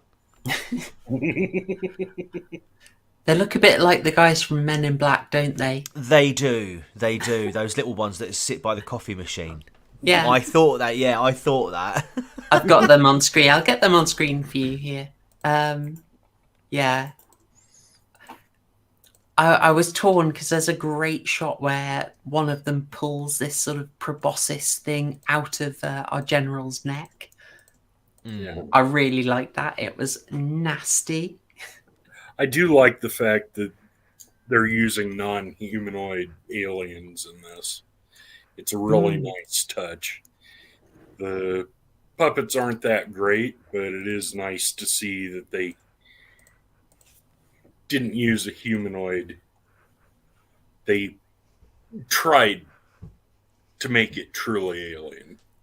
Yeah, and I appreciated that as well. The idea, you don't get all too clear a picture of them. Like, there are these guys, but then they also have some kind of giant tentacle monsters. Mm-hmm. You know, it's so we don't get the clearest idea of them. Just like in Quality of Mercy, we don't get a clear idea of the aliens. Sad to say, they never sit down and just give them a massive exposition about their planet, which I don't know. Maybe we can all appreciate. Actually, they are less known. Yeah, they keep the mystery. Yeah, good summary, TCG. Good summary. I threw out there that when I was watching this, there were all sorts of cultural things that interested me about how many things were predicted, and I was thinking about things that are maybe tangential to the story but really interested me. One of them was this whole idea of the dead man's switch and being locked in the bunker until there's only one of you. AI Farius already put it in the chat, but yeah, this is Desmond in Lost. I think our Lost writers had a little look at this and they were a little bit inspired, you know? Well, this is also about the time that it was confirmed that the Soviets had a dead hand system, that if Moscow was taken out before they could launch their own nukes, it would automatically go if nobody nobody did anything, it would automatically send a rocket beacon through, and it would auto launch all their missiles. And that was confirmed in the mid 90s. Yeah, so they would have known about this. Mm-hmm. It's kind of funny given all the TED talking we've just been doing, the other kind of TED talk. And it feel, obviously it's a thing that actually happened, but it's kind of like a perfect metaphor for what he was talking about that sort of inherent destructive nature of the technology. And it will actually take all of our effort to stop it destroying us. We don't need to use it to destroy us. We need to use it to stop it destroying us. Its natural impulse is destruction. Ted would have been proud. Rest in peace, Mr. K. Hey Slim, don't worry, late but fine. You can enjoy the rechat. You can enjoy the replay, and you can enjoy your membership as well. The other thing I thought I'd throw out there, slightly more frivolously, this guy's got a pretty sweet pad, right? Look, maybe I'm a horrible introvert, but I did think that he's got a pretty sweet situation there, right? I mean, he's got his big stash of VHSs, he's got his library, he's got his chess. It looked pretty chill. Were you tempted? One of the stipulations is all of them were antisocial or asocial in some way, so that they could survive underground for as long as they did on their own.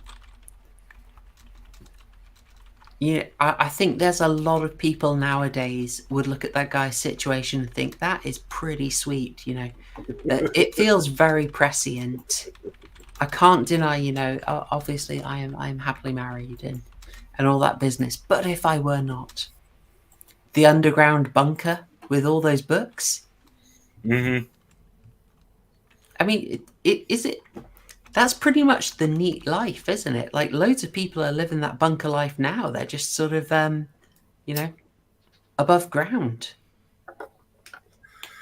Yeah. Exactly, Dr. Prepper. Cute Russian GF to play chess with. Oh, by the way, I'll just mention this now. Did you guys notice that they reused the bunker set for everyone? Everyone was in the same set. Yeah, I saw that. Yeah, I just figured it was a universal layout. Yeah.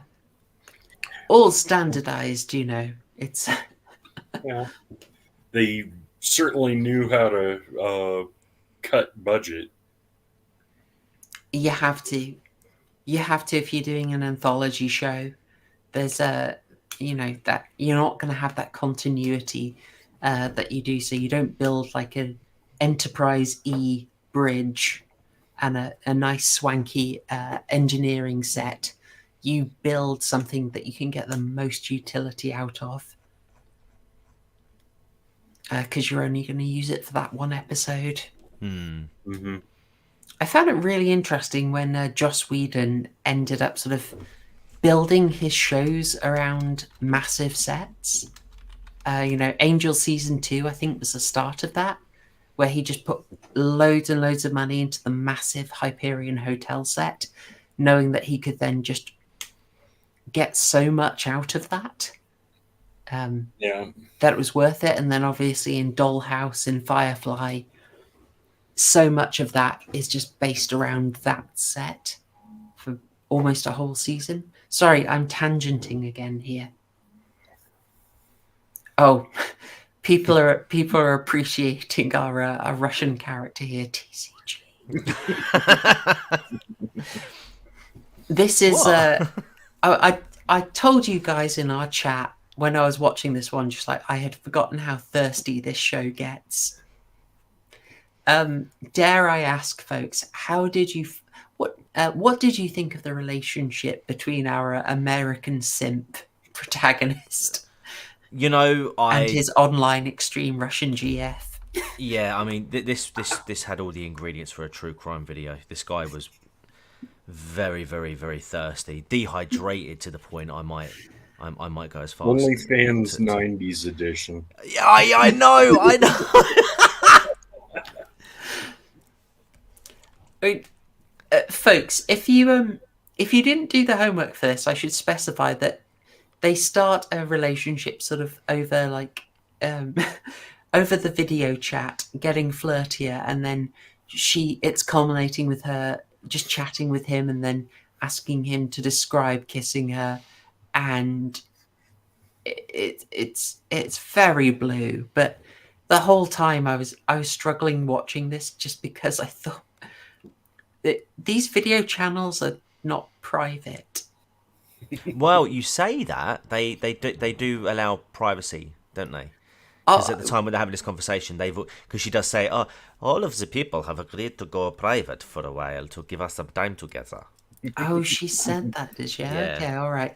I just wasn't sure how well that held up, and But if the general was in there sitting behind his desk, strumming away, subbing to PewDiePie.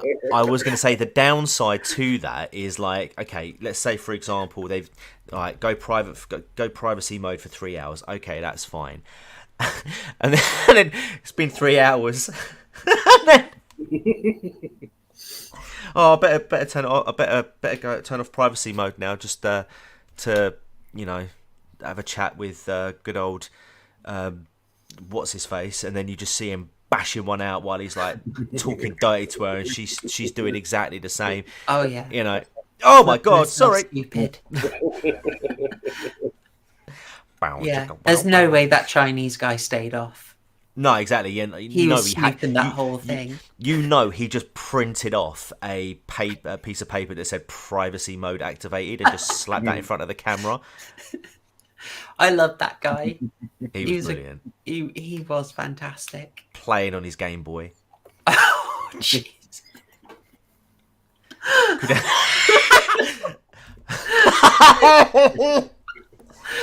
Oh, sorry, guys.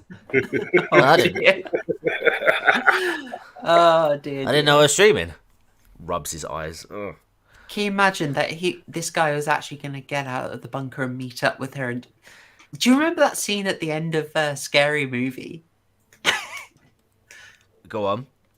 When Cindy and her boyfriend finally get together, you know? Oh, God, yeah. It's going to be like that. Hedge trimmer. Yes. We're not staying very family friendly, are we? Oh, dear. We should never mention Scary Movie on this channel. We should never mention Dark Side Phil on this channel. The guy's a legend. What can we say? He's a survivor is what he is, isn't he? Nothing takes dark. When the aliens have won after this, the only thing left is Dark Side Phil. He'll be the only thing, and he'll be demanding money from the alien population. Definitely, he's going to be. I'm not playing Halo today. I didn't get $5 worth of super chats, guys. Come on.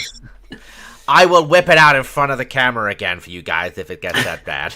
DSP demanding money from the sharks, rats, and cockroaches.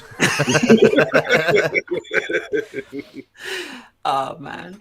Keep doing your thing, DSP.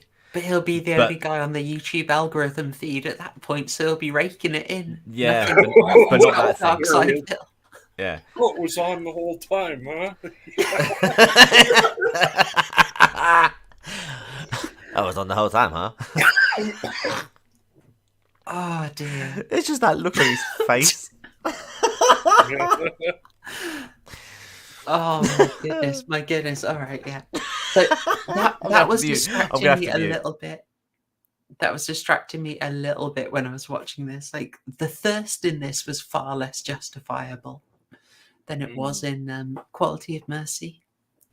Oh, God. Right, yeah, definitely. I mean, don't get me wrong. Nice looking girl. But oh, yeah. And to be fair, unlike the OnlyFans stuff, he ain't paying for it. Yeah. Mm. So, you could argue he's winning, and like most, nowadays everybody meets up on these bloody apps and all that stuff. Nowadays, it's not my cup of tea, but he was setting the trend right there. I'd say he's a bit of a trendsetter. It's prescient. Man, I it's mean, brilliant. this idea of like everyone's just around there chatting to their friends across the world over the screens. Yeah.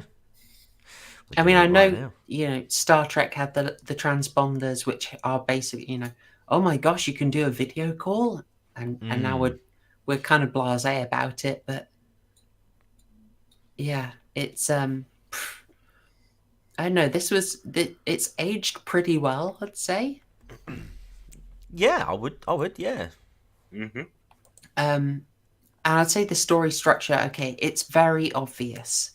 It's very obvious that if you're going to have these 5 people, they're going to get taken out, aren't they? Oh, yeah. I found it also really convincing, the idea that they put them all over the world. Like, this has presumed a one world government, which the Outer Limits tended to do. But then again, I think most sci-fi tends to assume one world government. And so once you see they're all over the world, you kind of wonder, why would you have that many characters? They're going to get picked off. Once the Chinese guy goes, it's kind of obvious. I found myself wondering, is it going to be revealed as an experiment? That the idea was, what would it take for him to let it go? Yeah. I was wondering if that was going to be the end.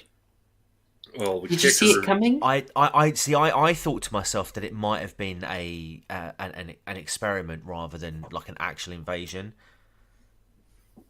I did think that up until the psychiatrist got pulled through the wall by the tentacles. Yes,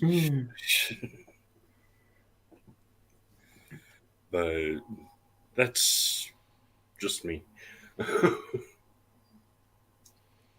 Yeah, that they were also reusing the tentacle prop, I noticed, since they gave Yaman a nightmare sequence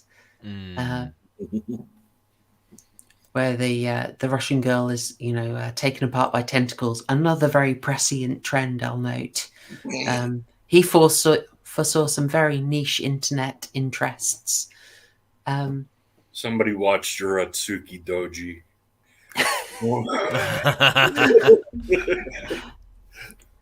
People who've been around this channel they'll have seen that film referenced quite a few times on here. They'll be getting some terrible ideas about me, and you now, Murgoot. Never mind. Never mind. All right, yeah. I only saw the first part, not all 5. So I think one of them was actually banned by the BBFC, if I recall. I wouldn't. One of the OVAs late in the series, but I can't say I've looked hugely into it. Yeah, I'm trying to think where to go with this because, okay, the plot structure becomes a bit obvious. They are going to get picked off, but I liked that. That worked for me. Did you find it carried the tension well, guys? Yeah, I really liked it.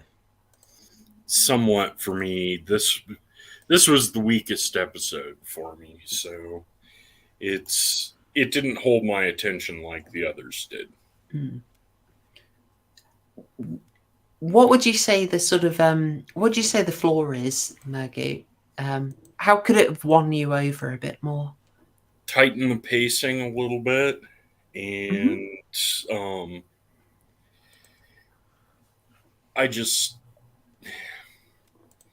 it was a bit repetitive for me. It was also the 4th one that I saw, so I may have just been running out of gas at the time. But no, fair enough. It definitely didn't need to be 44 minutes. I mean, I kind of enjoyed it, but yeah, you probably could have done a bit more with it. I think that's fair to say. And then, I mean, there was a bit I really liked that was quite cheeky and is maybe the most meta thing they've done so far. But when he let the alarm go, once she had died, and died quite horribly, we should add, it's pretty grim how she went out basically burning to death. Once he lets the alarm go and it does a countdown, and then it starts a new countdown, and he says, "I knew it wasn't going to be 30 seconds." I quite like that. Yeah. Quite a welcome bit of comedy, actually, to be honest. I enjoyed that. Interesting reference here from AI Ferris, A 10 Cloverfield Lane. I really enjoyed that movie. I really, really liked it. I believe that one was directed by Dan Trachtenberg, who did a really good short film based on Portal, and then went on to do a rather good Black Mirror episode, if I recall. Yeah, great little film, that. Great little film. I'm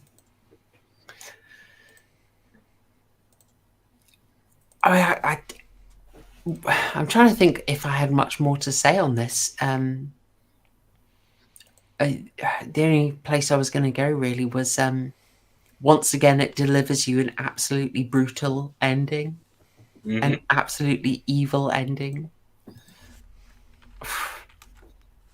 Was it too harsh? No, I don't think so. Nah, I don't think so. Sci-fi horror is where it's at with The Outer Limits. It's, I mean, we got bad endings for our protagonists in Tales from the Crypt, but I've taken a fairly random sampling of 4 episodes, and in 3 of them, the entire world is doomed. Yeah, I don't think the world is both horny and doomed. There's no escape from that in The Outer Limits. someone clip that. Oh no. No clipping. No clipping at all. Keep your ID clip to yourself. Or was it ID no clip? I'm trying to remember. I can't remember. All right, I'm getting into some real 90s posting now, so I should probably stop. Did anyone have anything else on? Oh, hang on. I see CJ has made good use of the Gatsby emoji. I just want to thank you, folks. You can enjoy, if you've got a membership, you can enjoy those special emojis. That one of Gatsby looking rather fine. I quite like that. I made that last week, and I thought it would be a nice little tribute to that lovely lad. And you can see his little bow tie there. He loved wearing that. It was a lot of cats can be fussy about their collars, but he actually really liked wearing his bow tie. Bless his heart. Yeah. Sorry, folks. Anything else on this episode, or shall we get into closing thoughts and scores? I think we can move on. I think. I see the NREAB is on a firm quest to get T a membership, and it's just not happening. I don't know how I can. I've been looking at this. I don't understand how to opt in. Oh, we're gonna have to do some. It feels like it's a bit of a mystery to me. Oh, Anyway, I wonder if it's because I've got a branded account. Ah. If that's the problem. Let me just. You give that a go, and I'll kick off the closing thoughts and score process so that we can stay on the right side. Oh, T. Maybe you're just going to have to bite the bullet and buy a membership and be. Sorry, I couldn't resist a shill. T, I think it's because you've got a brand account, mate. If you've got a brand account, I don't think it does it. But if I just change over to this one. This might be a brand account as well, actually. Yeah, that's a brand one. Yeah. Okay. I can't because I'll dox myself. Give him the hint he needs if you can, and then. Go on then. Oh well, no! Don't dox yourself. Don't dox yourself or done anything. it. Done it. Too late. It's too late now. All right. I could be any one of you. I could be any one of you. All right. Well, I'm not gonna. I'll tell you what. We want to stay on the right side of Super Nanny, so we will move into rounding up, and go into our closing thoughts and scores and chat. If you did your homework, if you enjoyed this, then do give us your rankings. I gather people struggle to find this one, but if you didn't manage to see it, I hope we've convinced you to give it a go. Murgoot, would you like to go first with your overall score and your rankings, please? Certainly. Dead Man's Hand was my least favorite. Like I said, it may have just been I was running out of gas, but it got repetitive for me. I give it a 7.5. Quality of Mercy, good solid prisoner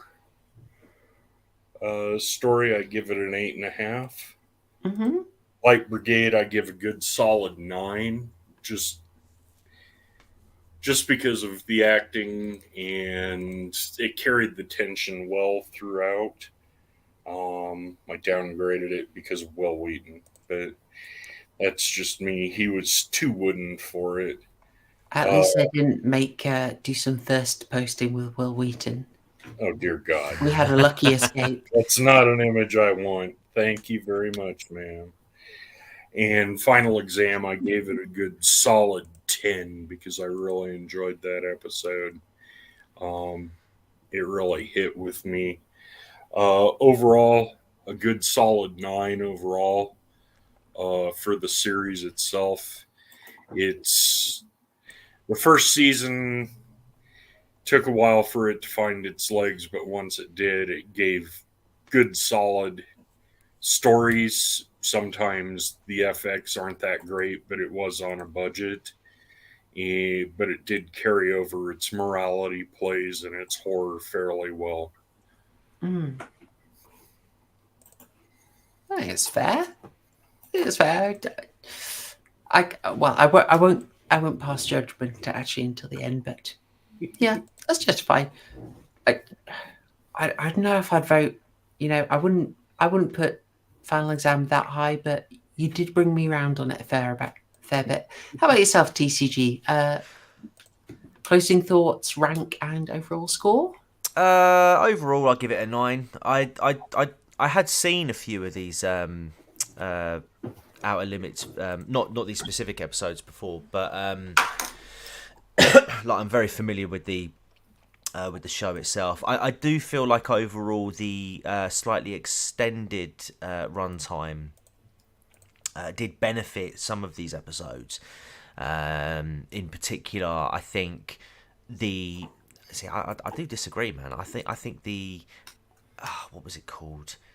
I keep looking up the wrong episode because Final Exam I think benefited from it, as well as Dead Man's Switch. But then on the flip side, I do feel like Quality of Mercy could have been a little bit shorter, but you get the hand you dealt with. Some lovely little cameos, some lovely not cameos, some lovely appearances, in particular from our good old John Skokes, aka oh my God, what's his bloody name? It's late now. T2 T1000. Robert Patrick, thank you. Because I was saying to the chat guys, I was saying to the guys before chat, I always get Robert Patrick and Neil Patrick Harris mixed up. Not literally, just their names just jumble up inside my head. And then as soon as I watched this, I watched a random episode and it just happened to have Neil Patrick Harris in it, which was really, really fun. So, but yeah, no, it's literally 90s personified this particular series, and I'm all here for it. For me, it was the best decade, and you're not going to get much better than that, my friends. 9 out of 12, some good solid bloody burgers, with a dash of pessimism.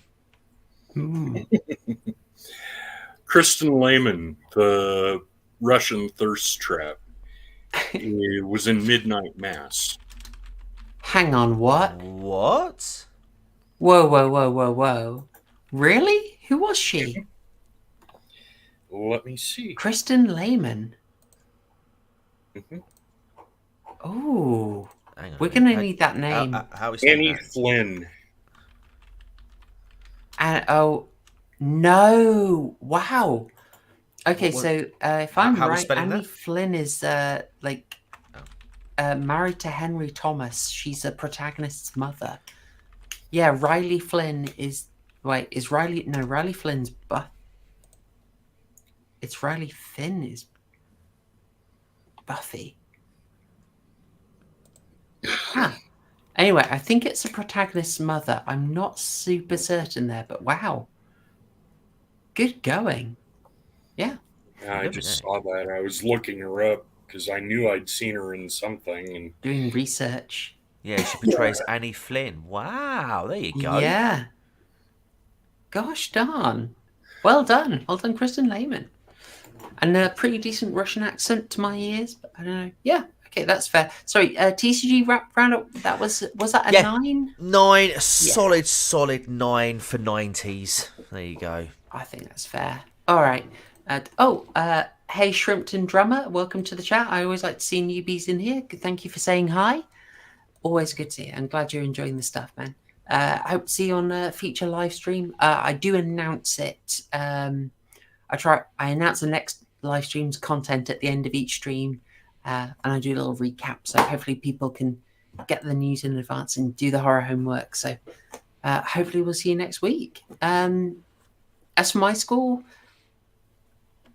I think 9 is fair. It's not knocking it out of the park, but this is seriously cozy. I'm watching another episode before the stream just because I thought I'm really, really enjoying this.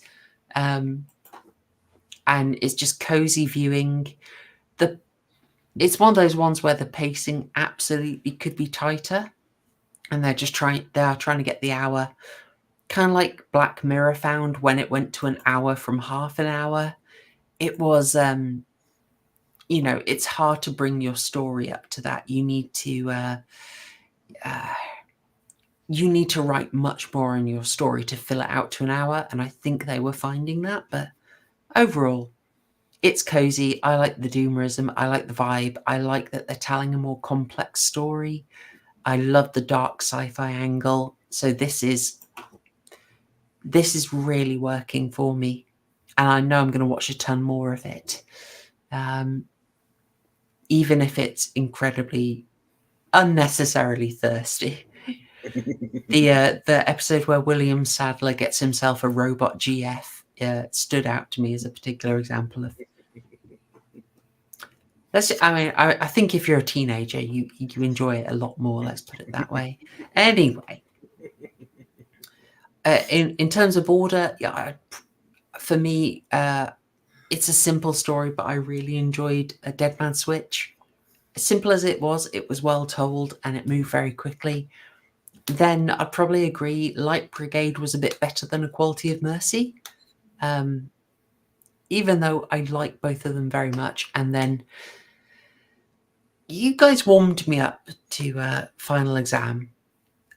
I enjoyed it. I enjoyed it more at the end. So it would still come last for me, but you talked me into enjoying it a bit more. So I think a 9 is fine.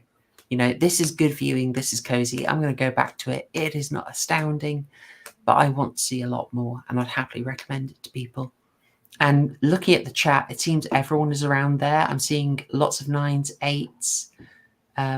I should probably clarify, Not Moriarty has asked there's a rating system. We use a fairly idiosyncratic out of 12 burgers score.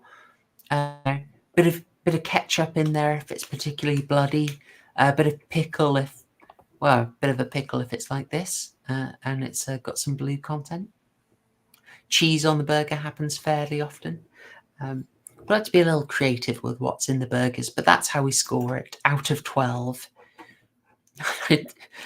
And we're stuck on that. So I think that's a pretty good reception for The Outer Limits. There are 7 seasons of it, and it seems pretty easy to get your hands on. So hopefully I've convinced, hopefully we have all got you interested to watch more or try it if you haven't tried it before. With that said, folks, that is well within Super Nanny's approval. We are well under 2.5 hours, which I think is a good job for 4 episodes covered. At this point, I will just be announcing the horror homework for next week. Horror homework is a member request. I think it was Essie put the request in, and then separately, about at least 2 more people said they wanted to see this movie, so I'm very happy to make it happen. We're going to be covering Ravenous from 1999. It is an odd movie. It is a very odd movie. It is odd for its soundtrack. The production history is an absolute shambles, but it is in a unique setting.